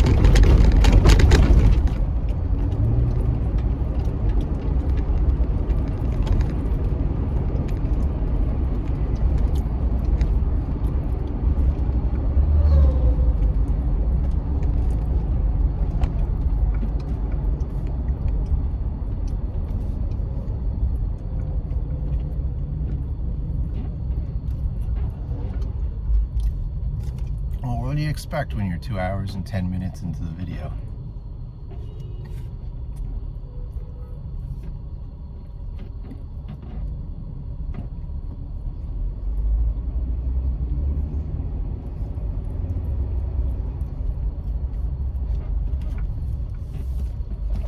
.280, keep left.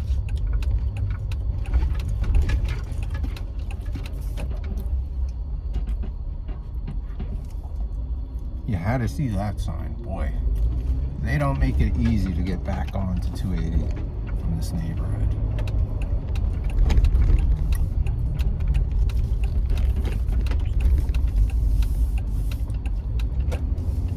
Listen to self. Do not miss the 280 exit.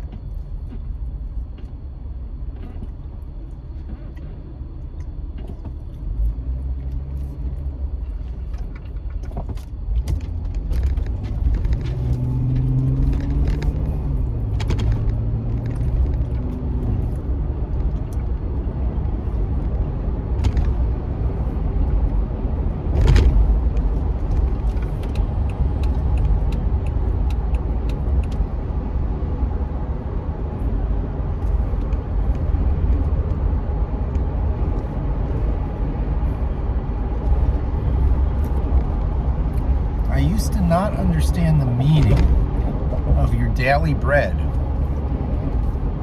but I do now.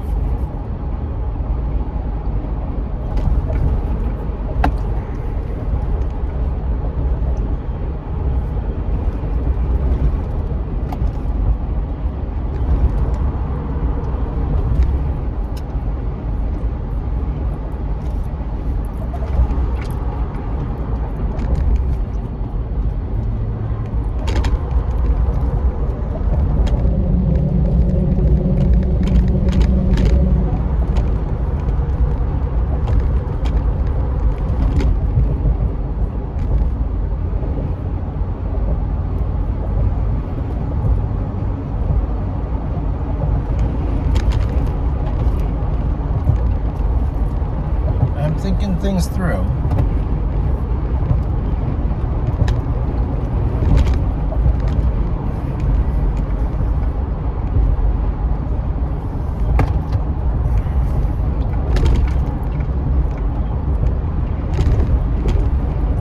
Oftentimes in life, it feels like the ground is pulled out from under you. You have the feeling just like Charlie Brown kicking at the football, and you lose your sense of place in the world. You're flying through the air. You are not grounded. You feel almost disembodied. Like that the body that you came from was an illusion, and there is some more idealized state of being somewhere. And there's a lot to resent about hitting the ground.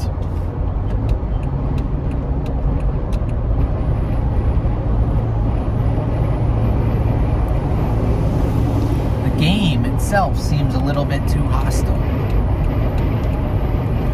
The way of viewing the world as you're born an oyster and then you become a walrus or a carpenter, or you remain an oyster. It's been expressed to me that, another one of the choices is just remain an oyster. And then it gets into the question of what is humanity? Purpose and meaning? Does it matter as a whole versus individuals? What does any of it matter? And so many thoughts and lines of reasoning get into existentialism. What does anything matter? That at some point you got to use a line like, where was it?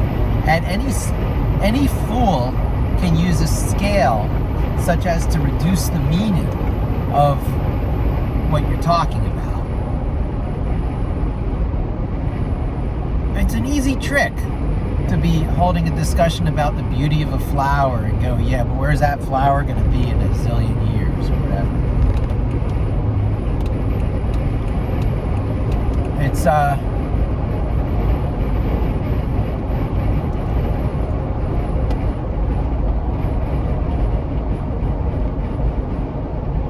It's easy to push all discussions to the nothing matters in the end conclusion.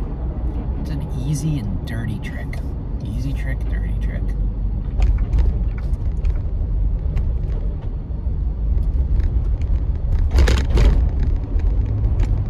However, the corollary is that there is not such a clear and precise thing that does matter. There seem to be, through our human experience perspective, over and over, something in the neighborhood of the golden rule.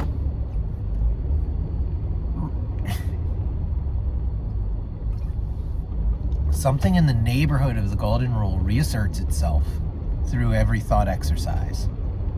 The one salvaging point is that if things were rigged to self-destruct on the whole, if things were indeed rigged to go through chaos, to go to chaos, and that any of the order amplifying things, anything that creates beauty and harmony is a creation to be proud of or whatnot,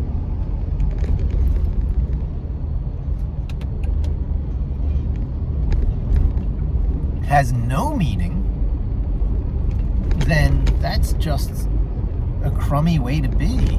That is deliberately choosing downtroddenness as a way of life and a way of being. So there are so many things about life that we don't know. People can play that role of, oh, it's because this, it's because that, and this is the great way it is set in motion. And it's funny that, people who can believe that we're part of a simulation are also atheists. Like, what's root reality again?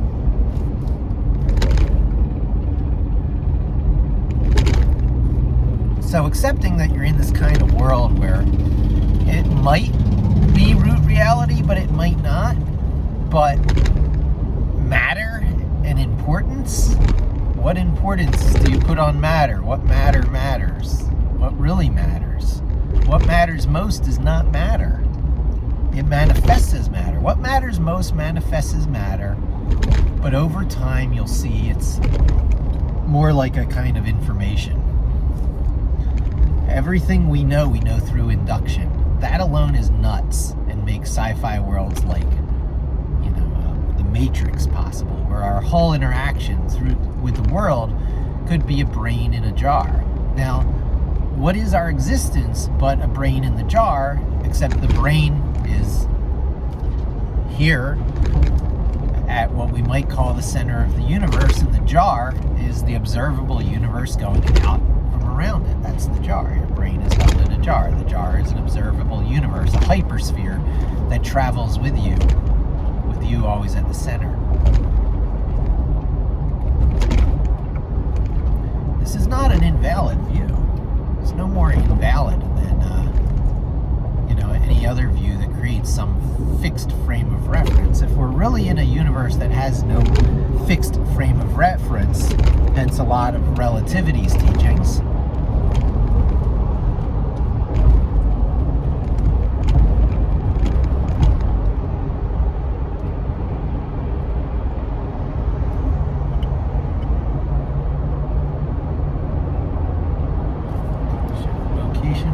location.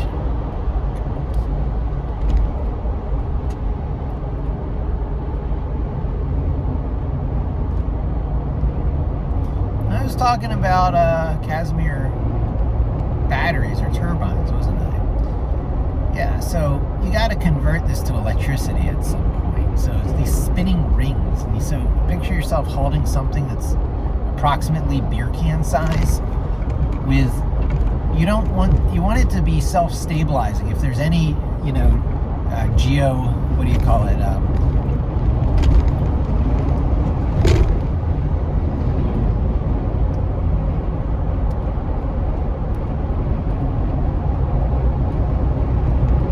How can I not remember the name of the tops that stabilize? The tops themselves, toy tops, just have that force as well. If you're not going to create too much of that force to make these things difficult to just physically move, you're going to want to create a type of white noise of directionality of these bands. You might do alternating bands so that this thing is actually easy to move in all but certain axes. It'll still have resistance to movement in certain axes, which is interesting. Can you create a stairway to heaven based on that? That's another discussion. So now you need to tap the energy out of this. So, you create a classic outer ring. You put magnets on these rings, or you put magnets on the outer rings, and these things are copper with you. No, it's not. These have to play the role of the moving magnet. So the rings, the outer rings, would have, I guess, permanent magnets on it, and then those magnets running through coils. So this battery-like thing that you wouldn't be able to touch the outside. You'd have to grab it from some holding mechanism from one of the ends, like a cob of corn, those things pressed in it. So you would have to lower this into a chamber that has the properly paired coupling copper wires. And then that's it. That'll just start producing, that's a zero energy tap battery. And it's all being able to control geometries at the very tiny level to tap into something like lift on an airplane wing, but at the atomic level. And if you can manufacture at the atomic level your mirrored surfaces that go opposite each other to create the Casimir effect, can be in spinning rings based on a sheared mirror arrangement. Gravity might have something to do with this. These things might only work straight up and down, or in the vacuum of space. The axis along which gravity goes against these things, I imagine, would either make these rings have resistance or not. You want it to be perfectly parallel to the plane of the Earth, at least your tiny curved portion of the Earth. Another example of where, sure, taking in the curvature of the Earth as part of your calculation is important if you're building the Verrazano Bridge. But if you're just creating a local chamber to hold one of these zero-point energy batteries, you just need it perfectly level, as if it were a flat surface. Great example of where you can, ignore the more subtle reality that's actually there. And that's one of the big, mental blocks in this type of mental exercises, thought experiments, where the very big separates itself from the very small. So these Casimir force batteries, turbines, generators, call them what you will, that I've just described, will probably work best in the vacuum of space. But if you have them here on the surface of Earth, as long as they're perfectly well manufactured and don't have a lot of movement from, trying to put it on its side, if you keep them perfectly level the best you can, then you just have a working battery all the time. You draw out of it however many volts and watts it's capable of producing, the combination of which will actually be very important. That will be, if we are in an era of free electricity, free power from various sources, right? This is just one of the more sci-fi type sources. This is one of the more outlandish sources. We're much more liable to just collect solar energy more efficiently and in modular pods that don't have to be connected back into the data grid. Being free of the grid is a big thing, grid freedom. When people start living their RV lifestyles, they'll be taking their grid with them. I don't need your grid, thank you very much. I don't need to plug into the grid. I'll be charging all day on the road. Energy will be going back into this operation as many times, as many ways as possible. And whenever I just need to fuel up a bit, I go to where it's sunny and I spread out the origami-like unfolding solar collectors. I hang out underneath of it for shade. I have a nice, defined area, which is my home. It's given a much larger roof than the vehicle that I drove in on would seem to be able to apparently produce, but that'll be one of the miracles of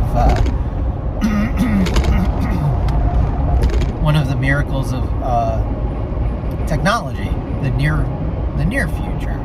Not the near future, this is like 2 generations away, 40 years, right? You measure things in terms of 40 years. Everything meaningful is measured in 40-year chunks.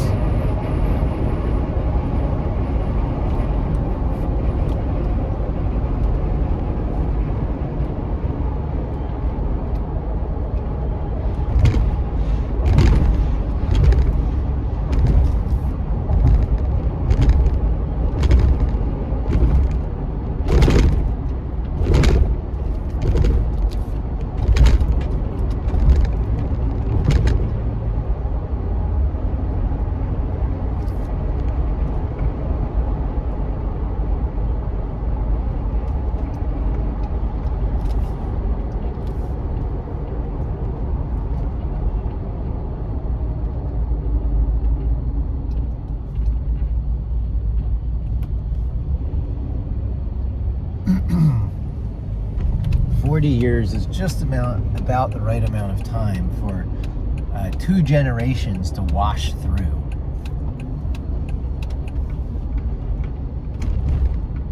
Now, generations are actually around a lot longer for the 20 years that that their birth years represent. So, you're born into some 20-year stretch. It defines so much about you because that's the world you got familiar with in that first kind of unit chunk of time growing up. The first 2 dots of those 10 dots I described, 5 on each side, 5, 10, oh no, 15, 20, it's almost the first, oh no, it's by 10s, 10, 20, right? So it's 2 dots, 10, 20. It's hard to not count by 5s when you're laying out 5s. I always go by habit, 5, 10, 15, 20, 25. and then you only get to 50 by the other side. But you got to count these 10 dots by 10 in order to get to 100. 10 times 10 is 100. This is one of the most important lessons of multiplication that there is. 10 times 10 is 100. We're given 10 fingers in life, for the most part, and we're given about 100 years in life for maybe the lesser part. Maybe we're given 80 or sometimes even 60. That's part of the story. That's part of the story of every individual. I'm going to try to live to 100. I think 100 is, I have enough to live for to get to 100. That's the main thing. Enough to live for to get to it. That's 2 hours and 2.5 hour video. Really? I really push this one, don't I? This is for the truly hardcore fans. If you're with me this far, then God bless you. If you're not with me this far, then God bless you too. Wish the best for everybody. But if I could bring a little bit of thought stimulation into your life, I am very glad.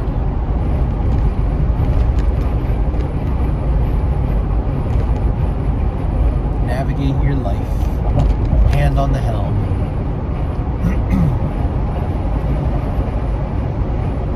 At a certain point, start mastering things. Driving is among them.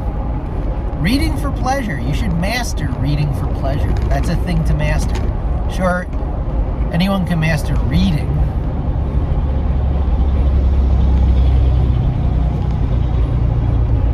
And use it as like a check mark in growing up and then like never read again out of college. Or you can be a perpetual reader for pleasure. And that is synonymous with being a perpetual learner for pleasure.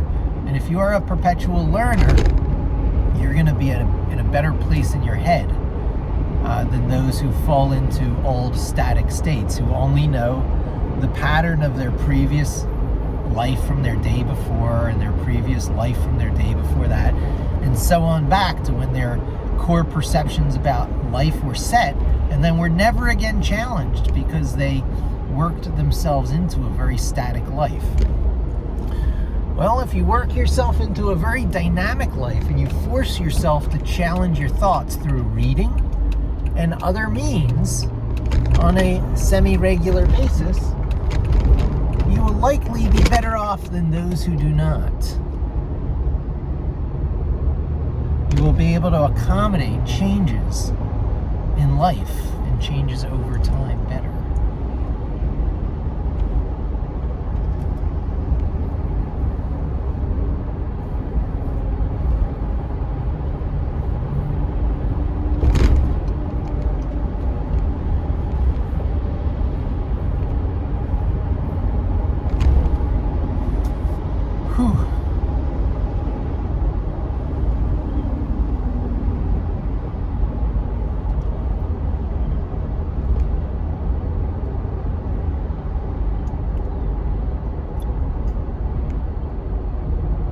Some unpacking to do.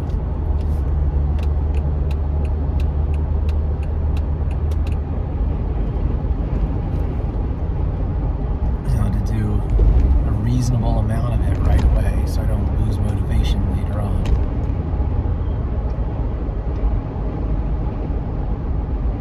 And that's all I have to say about that.